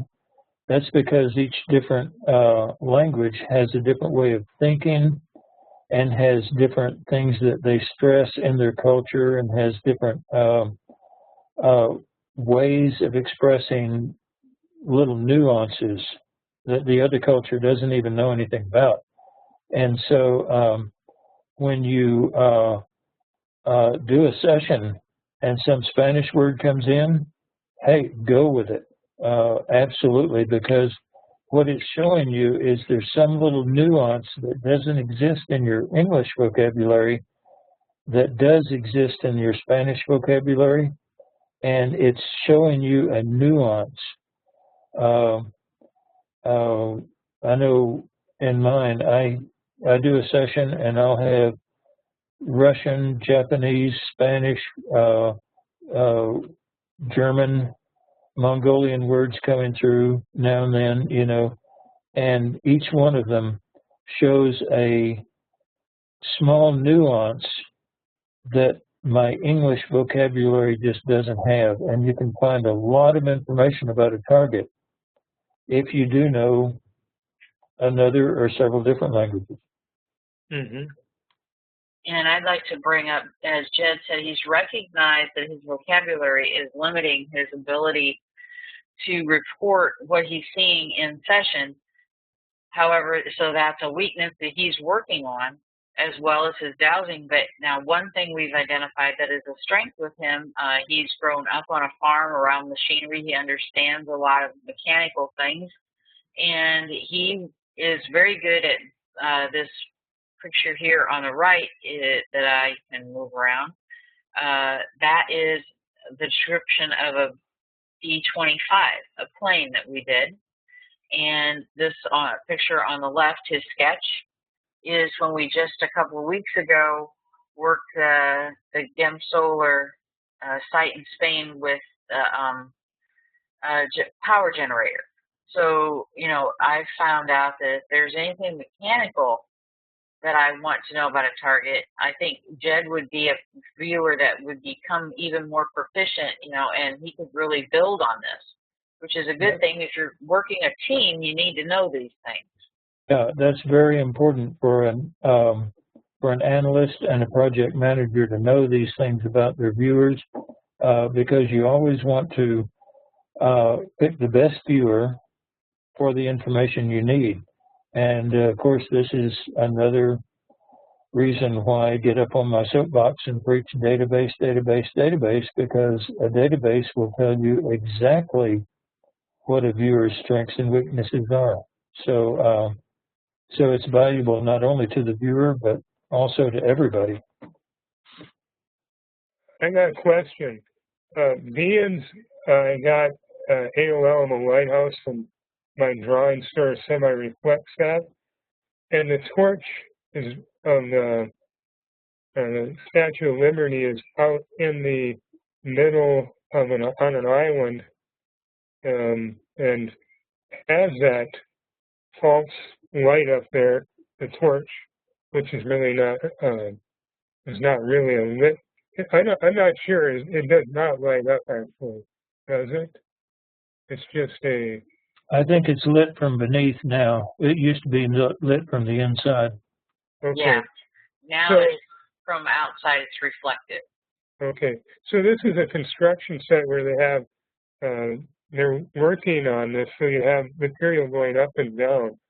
So the sense of it being like a lighthouse, and it's a patriotic thing, that would, it's not naming it. And that's sort of what someone in a project would be looking at overall. Is that what you're saying? How a person was sort of getting an overall impression? Yeah. Mm-hmm. Okay. Do you have a copy of the handout that we give on vocabulary? I'd have You to mean look. No, I don't think Paul hands it out. We have no, he's got your. Yeah, we have a He has your vocabulary manual. exercise that expands your vocabulary. He has it. It doesn't do it by having you learn a new word every day. The fact is, you already know thousands and thousands and thousands of words. You just don't use them in the span of a normal day, and so they don't come up normally. But what this exercise does is pull your passive vocabulary out of your subconscious mind, brings it to the conscious mind, so that all of those thousands and thousands of words become available to you all the time. And if you don't have a copy of that, let Teresa or me know, and we'll just send you a copy. No, he has it. He has your manual. It was included. Good. Okay. Oh, yeah, I lost you for a second there. My computer slowed down. Okay, he was just talking about the vocabulary exercise that's in your manual. Yeah, I remember that, yeah. That's a good thing. It's an extremely good thing for expanding your vocabulary. It doesn't have you learn a new word every day. You already have thousands of words that you don't use. Why learn a new one? But it will take the passive vocabulary, words that you recognize when you hear them, and will put them into your active vocabulary so that they're available there, so that when you get a perception, you'll know exactly what word it is to use, and all of that will be your active vocabulary as well as your passive. Okay. It's a good exercise, and don't just put it in the manual and put it on the shelf, you know. Those 6 exercises that we give in the manual are like gold. They will, they're worth their weight in gold. They're worth more than their weight in gold. So even if you don't ever go back to the manual, get those 6 exercises out and practice them. You'll find that your growth as a remote viewer and as a person just grows exponentially. They're fantastic. Okay. One question. I had I see you're going on to the next one. Go ahead. That's fine. That's okay. We'll take one more from you, and then I've got 2 questions that are typed in I need to get to. I had the word corporate, and I didn't spell it correctly, and I drew a line, I believe, and I put it over in the string cat column. Is corporate, can that be a descriptor, or is that always going to be a noun? It can be both. Okay. It's like male. You can say there is a male at the target, or you can say there is a male person. You know, so most of the words in English can actually be used as nouns or adjectives. Okay. Thank you. So if you pull up the word, just grabbing it For an example, the word corporate, here you've got all sorts of associations that go with it, conceptual as well as verbs and adjectives and how it can be used. So if you're back to expanding your vocabulary, your dictionary is going to, oh, great. Dictionary is going to be your best friend. Okay. Thank you. Okay. Janine typed a question in. Unfortunately, I don't know what it was around. So, Janine, you might have to expand on your question, and I'll watch to see if you type something in. You have, is that like when you feel heat around stove burners when they are not on? Oh, about dowsing maps. Okay, so I think she's asking about hot spots, Lynn.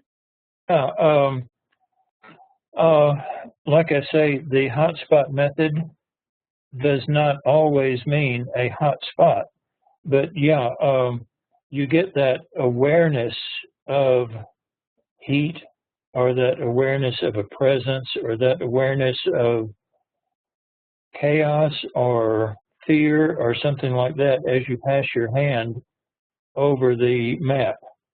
And you try to decide ahead of time what it is you're looking for. Like if the target you're after is, you think it's a statue, then you might just pass your hand over the target looking for something that sticks up and touches your hand. And so, but that whole family of doing that is called the hotspot method. And what we have found, like I say, is that your wrist, the skin on your wrist tends to be more sensitive than the skin on your fingers or your hand. And of course, that's why mothers test the temperature of the baby's milk by dropping it on their wrist rather than on their hand. And so so you'll see a lot of CRVers, instead of rubbing their fingers across a map, they'll just hold their wrist above the map and wave it back and forth. But yeah, it's like that. It's an awareness of, like you say, you're walking through the kitchen and what you're feeling is probably the heat from the pilot lights, but it's an awareness of that heat. Even if it's an electric stove, it may be you're feeling the purpose of heat rather than an actual temperature, and yet you feel it even though the stove is off. So yes, to your question, yes, that's what it's like.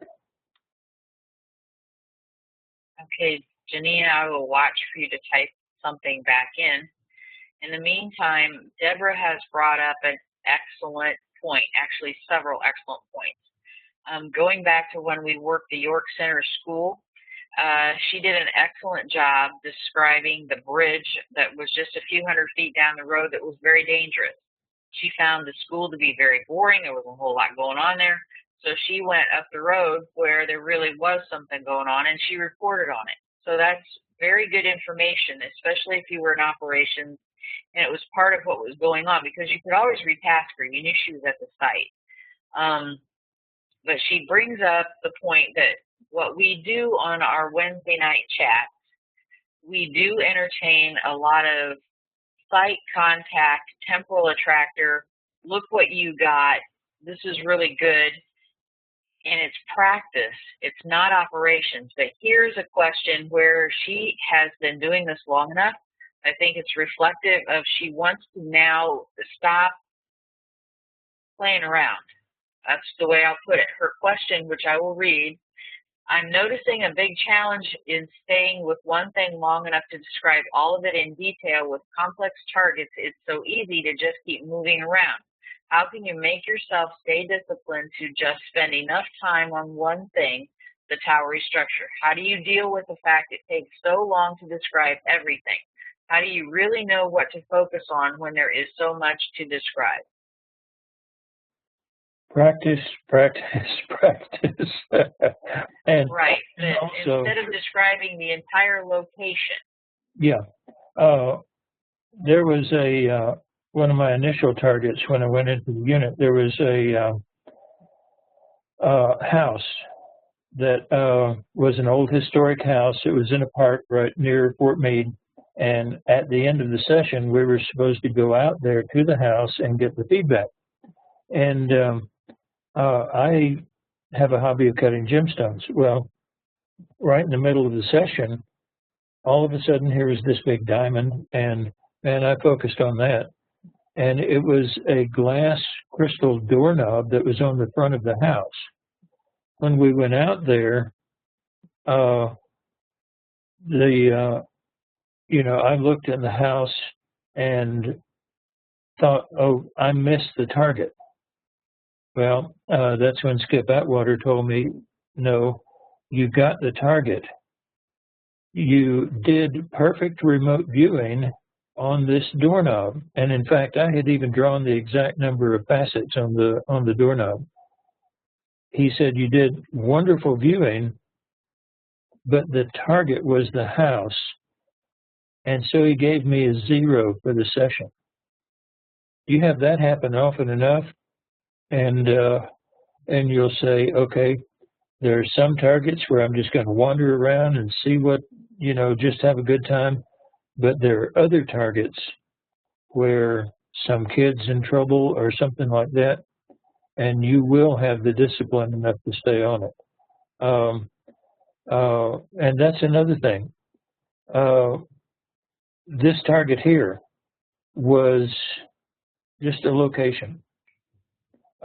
Some people who are probably people rather than monument people seem to go across the bay and focus on that park over there where there are people riding bicycles back and forth and all that. That was more interesting.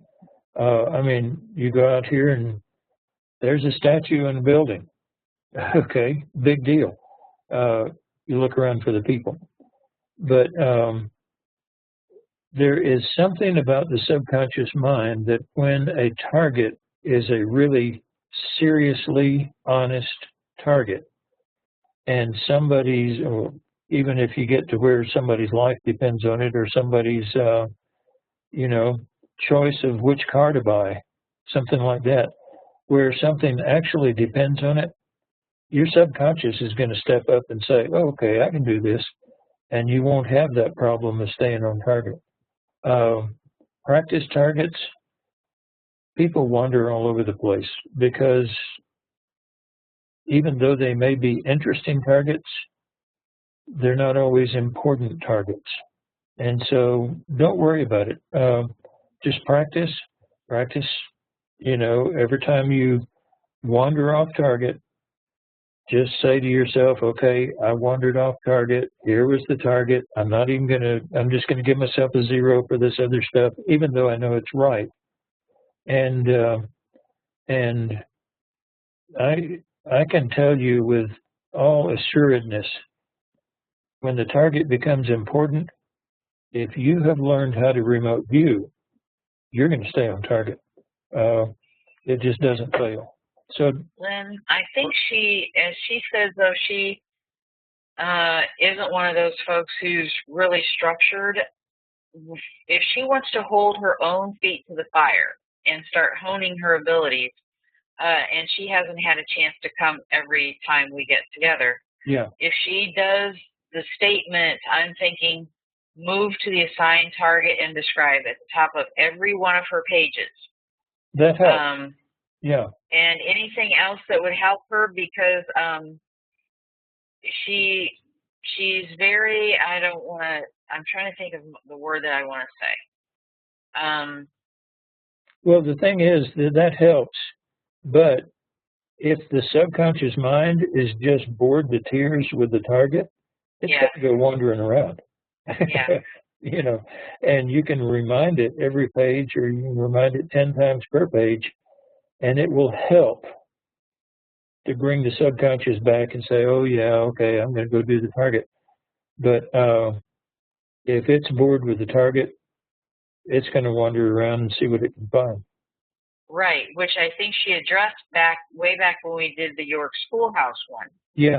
She's asking the question underneath is, how can she get herself, even if it is boring, she needs to do her homework. And, you know, she wants to figure out how, and she can get around that. It's boring. It's okay. I need to do this anyway. Janine says, go to the tasker's objective. Yeah, you can cue that, and like I say, it will help. But the way to do it and to teach your subconscious mind to stay on a boring target is write a summary, score that summary, keep a database, and just basically what you're doing is you're nailing the subconscious mind to the system, and you're saying, grow up, kid. We've got a job to do here. And the only way you can do that is by writing the summary, scoring it, databasing it, studying that database and saying, hey, look at this. I'm good at colors, but when it comes to shapes, I suck, you know, and actually going over this. What most people do is they do a session, they finish the session, they look at it and they say, oh, either I made it or I missed it. They throw it over to the side and that's it. And that doesn't teach your subconscious mind to grow up. Yep. And I'm thinking my advice is to give yourself pretty strong in-your-face databasing, scoring. It's like, look, you know, this is what I was supposed to look at. This is what I was supposed to report on. And instead I went over here. Is that acceptable? And you say no. Yeah. And you realize that when you went over there, you did excellent remote viewing. That's right. But on the wrong target, so you don't give yourself credit. And that's just it. She does great remote viewing, but she just needs a little bit of discipline. That's the word I'm going for. Yeah. Sorry. I feel bad. I'm not your mother. Discipline is not beating yourself up over, you know, over it. It's taking a structured approach and teaching your subconscious mind and teaching your conscious mind to work with the subconscious in a very structured way, and then practicing that very structured way. And by the same token, you know, again, still, like with that bridge, that was very important information to that location. So in real remote viewing, you know, that would be an important part of what that customer may need to know. So it's not bad, and it's always something that you could be retasked on or looked at for more information if that's what the customer wanted. That's right, but it might not be what the customer needs to know too. That's right. And so you have to teach your subconscious mind only stray away from the assigned target if it's important. And the only way to do it is to hold your own feet to the fire. And practice, practice, practice, yeah. I say, cover your ears, kids. He's going to use the P word. Practice, practice, practice. Then there's another question here about the operational target. We have one more session to go over. Pavel is not here, but he will be listening to this, all 2.5 hours of it, just to hear his session. But Deborah says, can I talk a little bit about what I recently posted about going operational, what you're putting together with that, and are the practice opportunities you have that could help with that? Like, could you give us maybe targets that were operational that you now have answers for? Would these be different than the targets you've been giving us? The answer in Teresa's case has to deal with non-disclosure agreements. In my case, it now deals with non-disclosure agreements, and of course, in the past, with government security. And so, yes, that can be done with the customer's permission and so on. One of the things that I do is I will sanitize a project to get rid of the customer's name and any information that would let you suspect or identify the customer, which means usually I take about half the information out. But then what you have left is a target that you really can't name or show them pictures of, but you can have a little bit of feedback. But yeah, you can do that. It just places a real burden of legal responsibility onto the person providing the targets. I think if I could make a couple of comments, I think I'll explain what I think you're explaining. This is called teach back and what I do at the hospital. If I teach it back and if I say it correctly, then we're on the same page. But what she's referring to is we're trying to work the glitches out of a couple of things on my website. And every day I come back and it's like, did we get this part nailed out? And something else will fall out that we had before. So here is my hopefully random target practice. It's a random generator. And for people who don't know anything about remote viewing, it tells something about the background of it and how to do a simple session. You go to the IRVA site, that's what it says here to do. And then you can scroll down and it talks about if you want to timestamp it and such as that. But you scroll down and now here it came up okay. The last time I checked it, it wasn't right. So Stephanie's even working on it at home. So you just, for whatever reason, you have to type an email address in, and this is going to be your coordinates right here. And you hit submit. And then it says download. We're going to say print because there is nothing that pops up that says that you can download something. So people have an unreal expectation. But then all you do is click through on that and see we have glitch again. If this doesn't work, I swear we're just going to go to a page with attached PDFs. Because I'm really getting tired of being held hostage by the software. So then you refresh for a new random target, and you have a new set of coordinates, and those come up. But essentially, Deborah, what you're asking for, I think, is advanced training with somebody holding your feet to the fire and working you towards an operational capability. No, I'm not planning to do that. I'm not sure that I'm the person that you should ask to do that. We can talk privately about that. But these are just regular targets which can be used to train you to operational level. It's just that you have to have the coach driving the training to tell you what to do and how to look at it. Yeah, there's another way to do that, and that is like I've done a lot of missing person targets. Okay, I could select one of those targets that has been solved, the person has been found and all, and I could just, even if you wanted front loaded, I could say, okay, the target is a person, describe the person. Or I could say the target is a person, describe the location or something like that. Have you do your session, and then when it comes back, when you send me the information back, I could go through perception by perception and give you a yes, no, or can't feedback.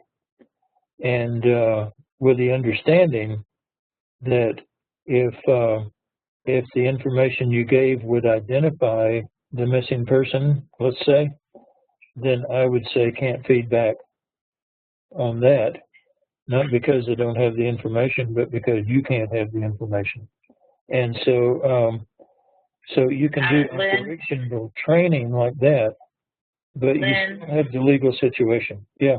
With your back, though, I think you're trying to offer this to her? I'm not volunteering, no. Okay, that's what it's sounding like you're volunteering, and I know that you don't have time for this. What I think, if she really wants to pursue this, I would really recommend she contact Lori Williams. Okay, yeah. And the thing is, though, you know, I said I could do that, but you could get anyone to do that. You could even get the local police department to do that. They But could. it's not going to help her become a better remote viewer from the aspect of training. No, but it will teach her to do operational targets. Yeah. To focus on operational targets. Yeah, I'm just thinking if she is going to spend that much time. Anyway, here's the registry that she's brought up. It's for the community. It's a free service, and what is going to do is this page. When we put it up, it crashed for like 2 days. At least the page is back tonight. But what it explains what the purpose of this page is to give operational project managers access to operational viewers. It also provides a customer with a list of whoever wants to, nobody's twisting anybody's arms. If you're a project manager and you want to be listed, the public will have access to a project manager list. And I am not the project manager police. I'm not setting standards. Hopefully that I won't have to make a decision if someone I think is totally not appropriate wants to be listed. I'll cross that bridge when I come to it. First, I have to get this thing launched. Yeah, that's going to be a problem. Yeah, well, first we'll launch it, then we'll deal with the problems. But otherwise, nobody thinks that we ever do anything. I mean, we're this thing that Wiki thinks, you know, got dusty 40 years ago, and nobody's doing anything. So, news people and interviewers and all that say, okay, well, tell us what police department you worked for and what cases you worked on. And I say, no. And they say, well, then obviously you're lying and didn't work on any. And you can't get it through people's head. It's a confidentiality issue. That's right. It really is, yeah. And you don't have to have clearance or anything like that. It's just a customer with a question, and so they have a reason for asking it, and it's nobody's business but theirs. And if you don't disclose that, everybody thinks that you're lying. So the next step is it explains what project management is, and then I spent some time, and I haven't had a chance to call you, and thank you for donating these examples. They are such fine examples of why you don't want to put, and I'm being nailed to the cross and in the remote viewing community for not making the viewer list transparent and public. And I am standing firm. No, I will not. If somebody else wants to make the list, then fine, have at it. But here are some examples why you don't want the customer to have a direct email access to the viewer, because they will inadvertently, they want to help, and they will dump all this information on them and all this pollution. It's like, my daughter's missing. What did the man who kidnapped her look like? And we've talked about these in another seminar, these very examples in tasking. You're telling them they're kidnapped, it's a man. Maybe they're neither one of those is true. And another one, yesterday evening, a 6-year-old girl was gang raped, thrown into a trunk of a car and kidnapped. Describe her present physical and emotional condition. Right there, I mean, they are going to fight so much stuff in their head. Just give them 6 coordinates. A customer doesn't know that. That's why you need an interface of a project manager. The target is a specific man. Describe him. Okay, so what if it's not a man? And, you could be totally wrong about that. Target is a manufactured object. Describe it. Well, you just told them that there's only one, and you told them that it's manufactured, and there may be, as you say, 40 quintillion possible targets in space and time, but you've still given them extra junk. And then the target is the location of a criminal who abducted a young girl. This is a total disaster, because right there now you've got all the stuff that we've grown up with since we first watched TV and read books and comic books and everything about criminals and bad guys. And it's all in your head. Now you're going to have to set that all aside and do a session. Target is the location of my car keys lost on or about January 20th. Well, that's not too bad. Wrong. And you've already, okay, so it's your sister-in-law, they've lost their car keys, and you know your sister-in-law, what she usually does on a Monday afternoon, so now you have to, it's just better to have a blind 6 numbers than to know your sister-in-law, what she does on Monday afternoon, where she might have been, where she might have gone, where she might have lost the car keys, did they fall here, did they fall there? It's a mess. And so then there's the massive multiple tasking. Example, will the expected event happen during the span of this year or next? If it does happen at all, when and where will the major indicators occur leading up to it, and who will be the people involved? Give any names and descriptions you can get. If it doesn't happen, what factors will contribute to it not happening, and what else will happen in its place? Oh, and the general who tasked us with that said, "Can you have that in an hour?" And we said, "No."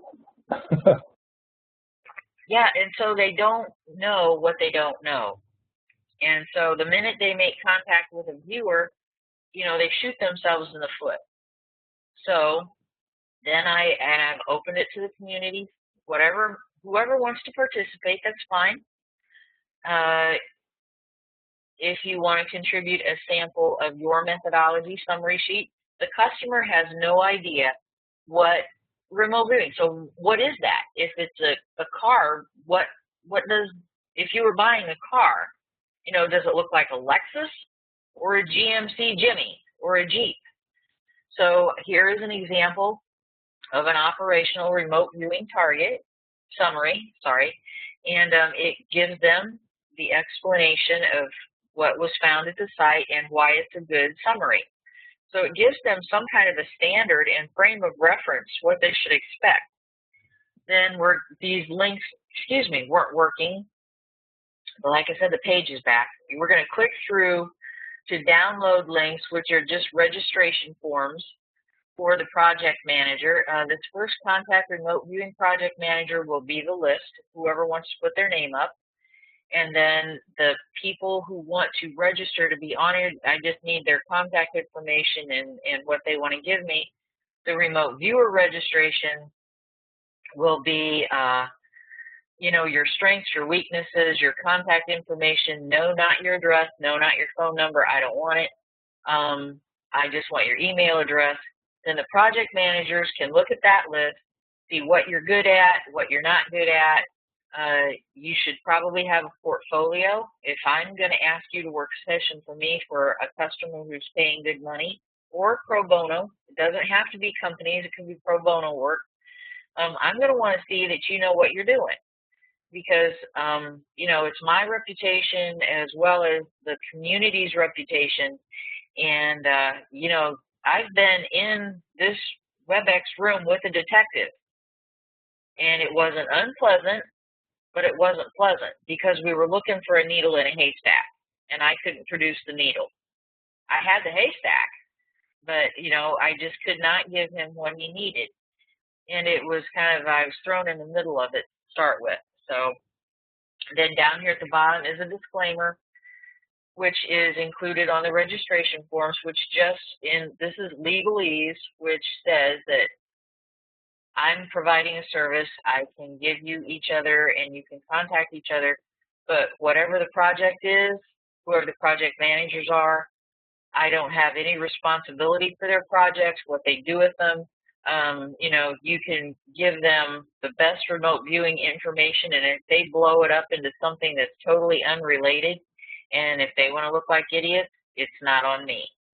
I would suggest that somewhere on that there's sort of a Angie's List thing where a person can come back and say, here's the problem I had with this viewer or with this project manager, to let other people know whether they want to work for that person or that person work for them or not.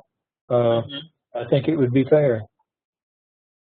And there was one other thing that's a good point.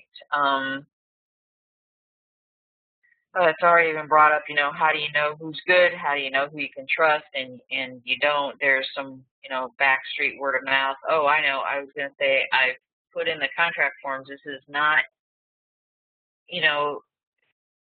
I'm sure it'll happen. Somebody will get in here and get the whole list, and it'll be out in the back streets of the community and be shared.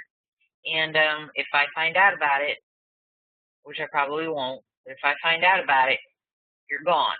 We're done. These people, if they give me their names as viewers, there are reasons why they didn't put them out on some list someplace.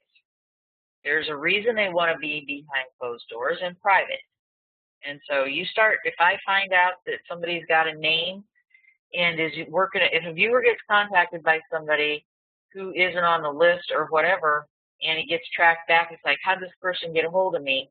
And it's going to have on their registration form whether or not they want to be contacted for operations. Some people might want to be listed, but they don't want to be, and that's okay with me. If they want to stand up and be counted and feel like they are being a part of the community, that's okay.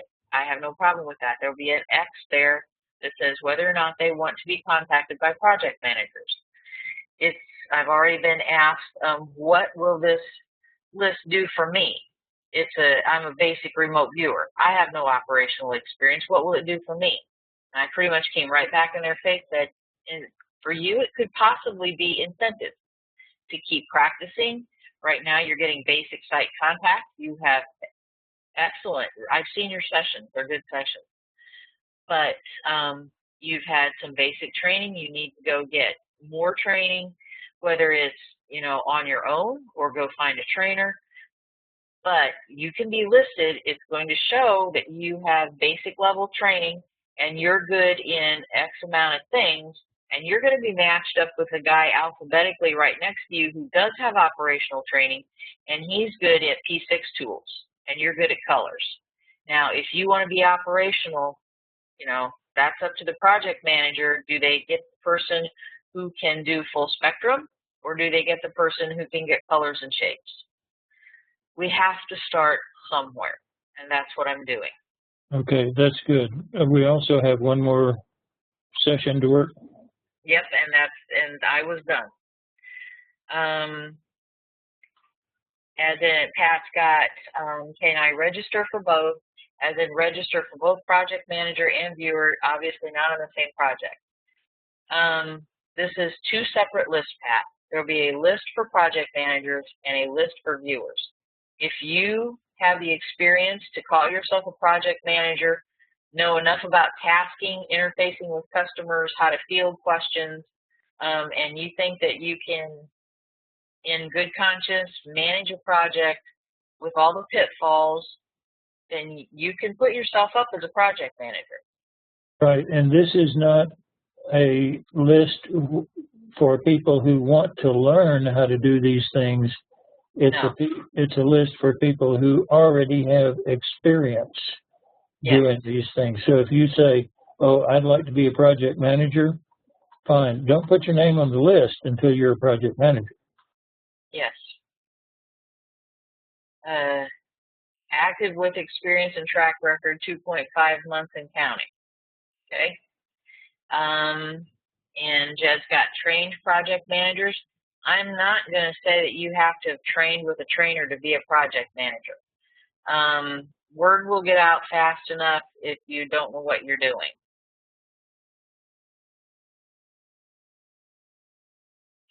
And unfortunately, until we set some standards, we can hide in the corner or we can do something. I'm going to do something. And we have one more session. I'll keep looking over for more comments.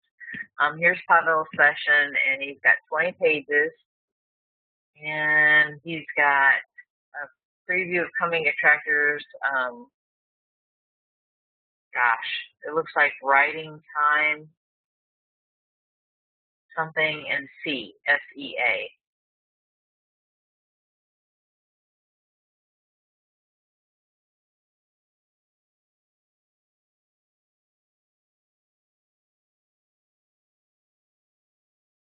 Okay, slick, bulky, glossy. And he's always in a hurry, by the way.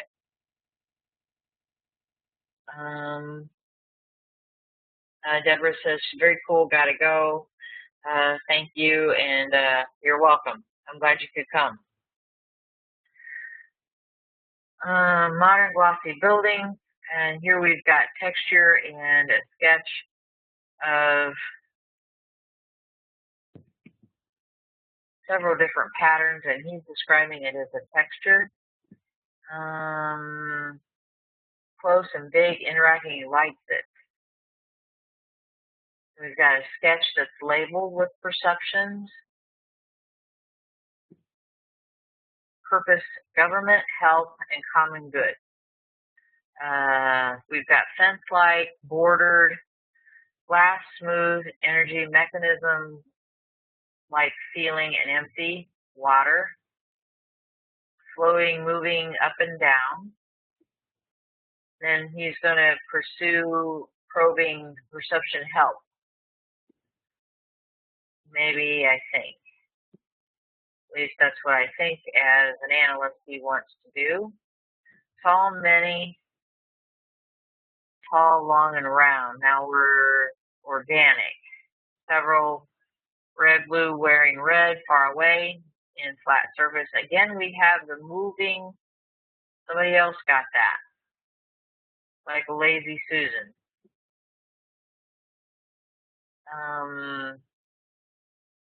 Like watch and hug, huge. That almost looks like hexagon. And then we're doing some prior emanations on mechanism, what he thinks.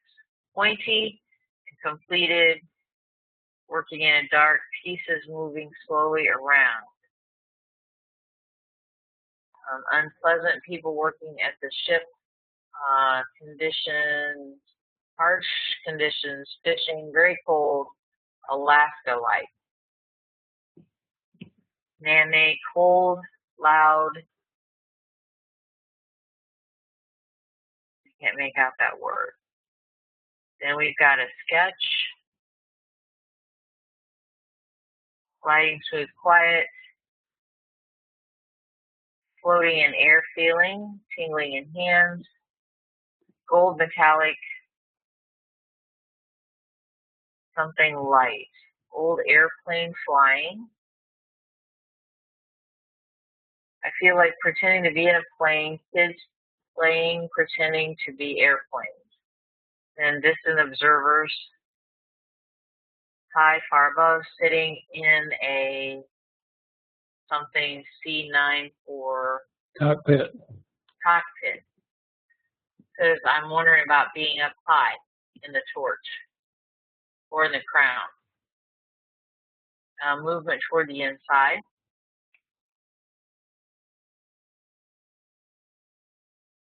Claustrophobic feeling inside. Hawk-like features, small, very tiring, everything high above.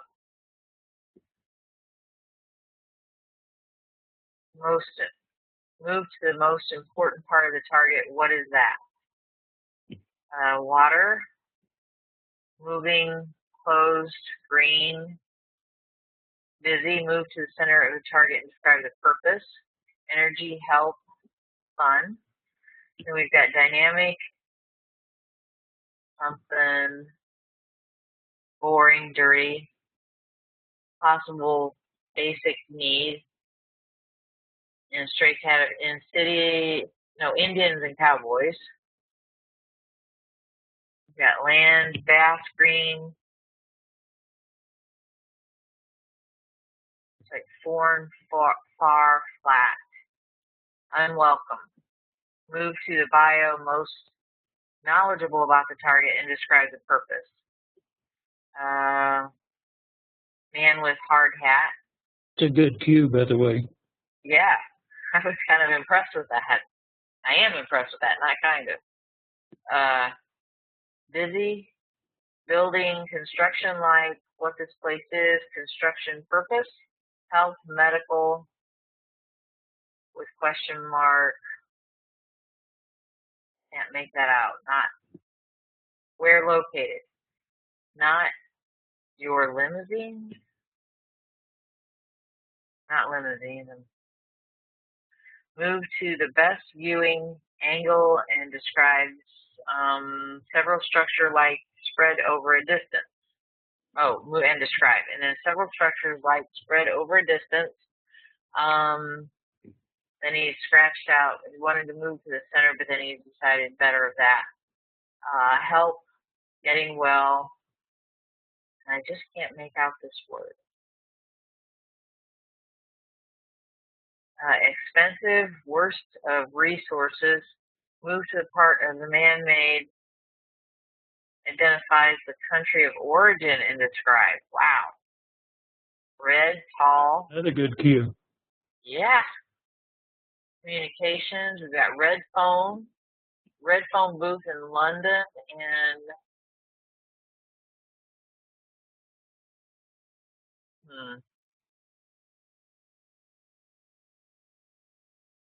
not London Bridge. End Hill. Oh, end 1111. That's not a word. I'm like, what?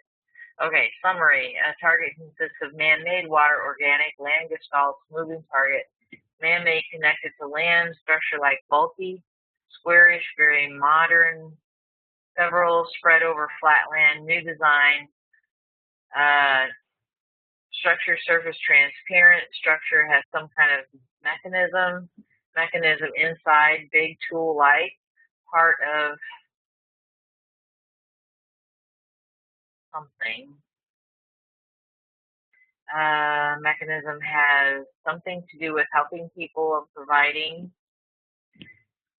Small part, it has a pocket-like space that is claustrophobic and small. Outside, cold, windy, quiet. Important part of target is connected or related to water.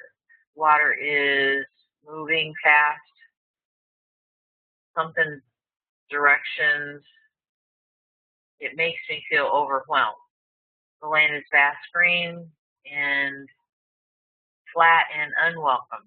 There are some construction like the feeling with washing with something resources and medical diagnostic related purpose. And location, Longshot, UK. And Lynn, did you want to make any comments on his structure or his? Those are great move commands. Yeah, they're great move commands. His structure is getting good. I would love to work with him one-on-one a little bit. He's always in a hurry. He even says that he hardly has time to do sessions. He's always rushing. I would love to be able to tutor him just a little bit. A lot of people work better when they work faster. A lot of people work better when they work slower. But yeah. Here again, notice that there's a change in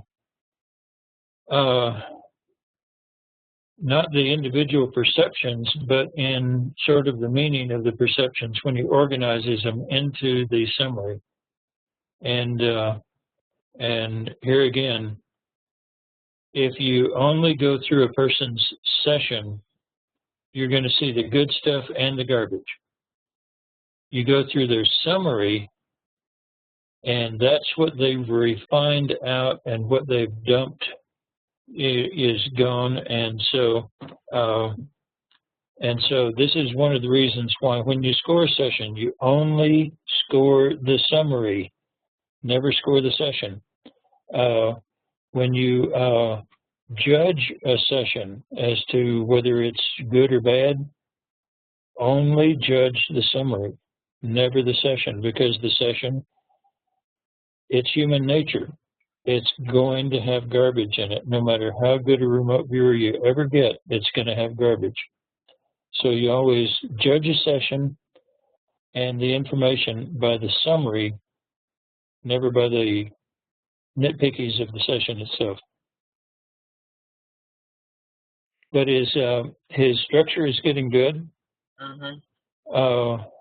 and is getting some good information. He's improving. I don't know how often he's practicing. We haven't seen anything from him for a little while. But he's getting deeper sight contact and more specific stuff. Yeah. Mm-hmm. All right, folks. I think that's all I have. That's all the sessions. Hopefully I didn't miss anybody, like I missed John Knowles last week. But he and I communicated. He's doing some great work for IRVA with target practice and the focal point group, and in New York. He has a meetup group that he's working with. So he's really getting slammed as far as service he's providing that for others, and hardly has time to practice himself. So. And by the way, there's a new voice and a new leader and new, really, whole attitude and everything going on in IRVA. And on the 10th of August, which is, what is it, a Saturday? Friday? Yes. Saturday? Yes. The new president, Pam Coronado, who has worked with the police quite extensively and has only had basic remote viewing class, but she is a natural psychic who has worked with the police and with the government extensively.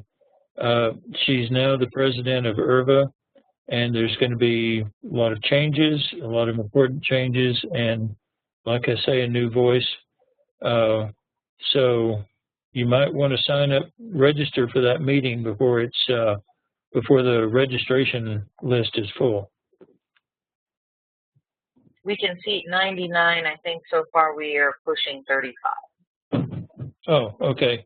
Go ahead and sign up anyway. Yeah, no, we have several more seats, and that's great.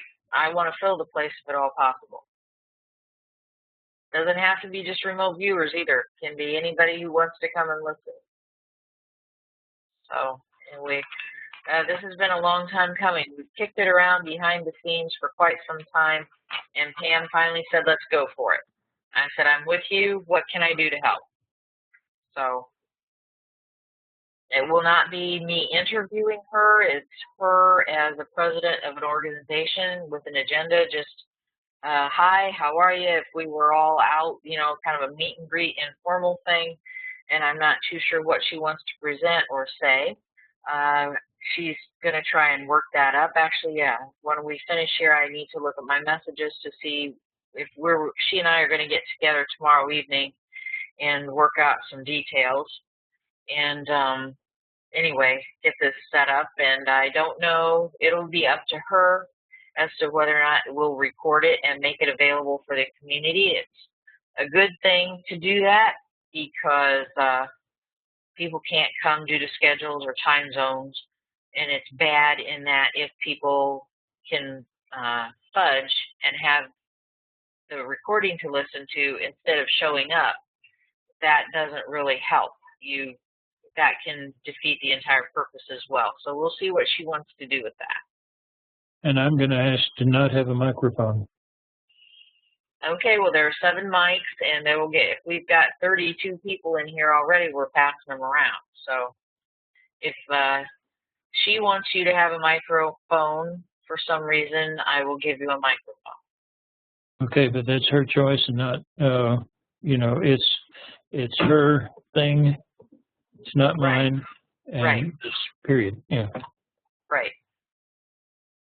Actually, you weren't going to get a microphone unless you needed one. So we'll just see how it goes. If she opens it to questions, whoever is asking questions, the questions will get a microphone. Otherwise, everybody will remain attendees, and they get a microphone when they have a question. That way, everybody can't jump in. And I think that's all I have. If anybody has any last-minute anything, we have another target up in 2 weeks. And I will continue to try and get this place functional insofar as target pages. And I'm really trying to move outside, as Paul Smith has said from the minute I joined this community. Everybody has their own group, their own life, their own ripple, and their ability to, you know, influence and educate and bring knowledge. Do you meet a total stranger and come up and stick your hand out and say hi? I'm a remote viewer, not necessarily, but if you have the opportunity to introduce it and you're comfortable, do so.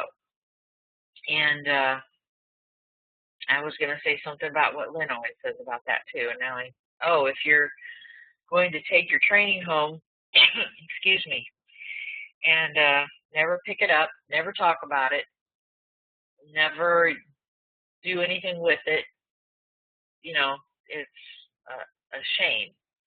And if you want to use it as a parlor trick, that's a shame too. But that's, my attitude is always, my attitude has always been, if you get good at it, you're going to wind up helping people. And when you wind up helping people, they're going to come and ask you how you do it. You don't have to get out and preach and proselytize and missionary and all that. Just learn what to do and help people. That's all you need to do. So that's, I have my own ripple and ability to the sphere of influence, and that's what I'm moving towards. So I can educate a few people anyway. So, all right. Hey, say good night, Gracie. Yeah, I was going to say, I think we need to say good night, John Boy, good night, Gracie, all of that. And I always end the evening with the target page up. What YouTube grabs, is beyond my control. But a good target, by the way. Thank you for doing this. Hey, you're welcome. I need to get some of them to you. I think I might be behind one. I'm not sure. So, all right. Good night, everybody, and we'll see you in a couple of weeks. Thanks for coming. Thanks for sharing, because we have nothing to talk about if there are no sessions to discuss. Thank you for practicing. Good night.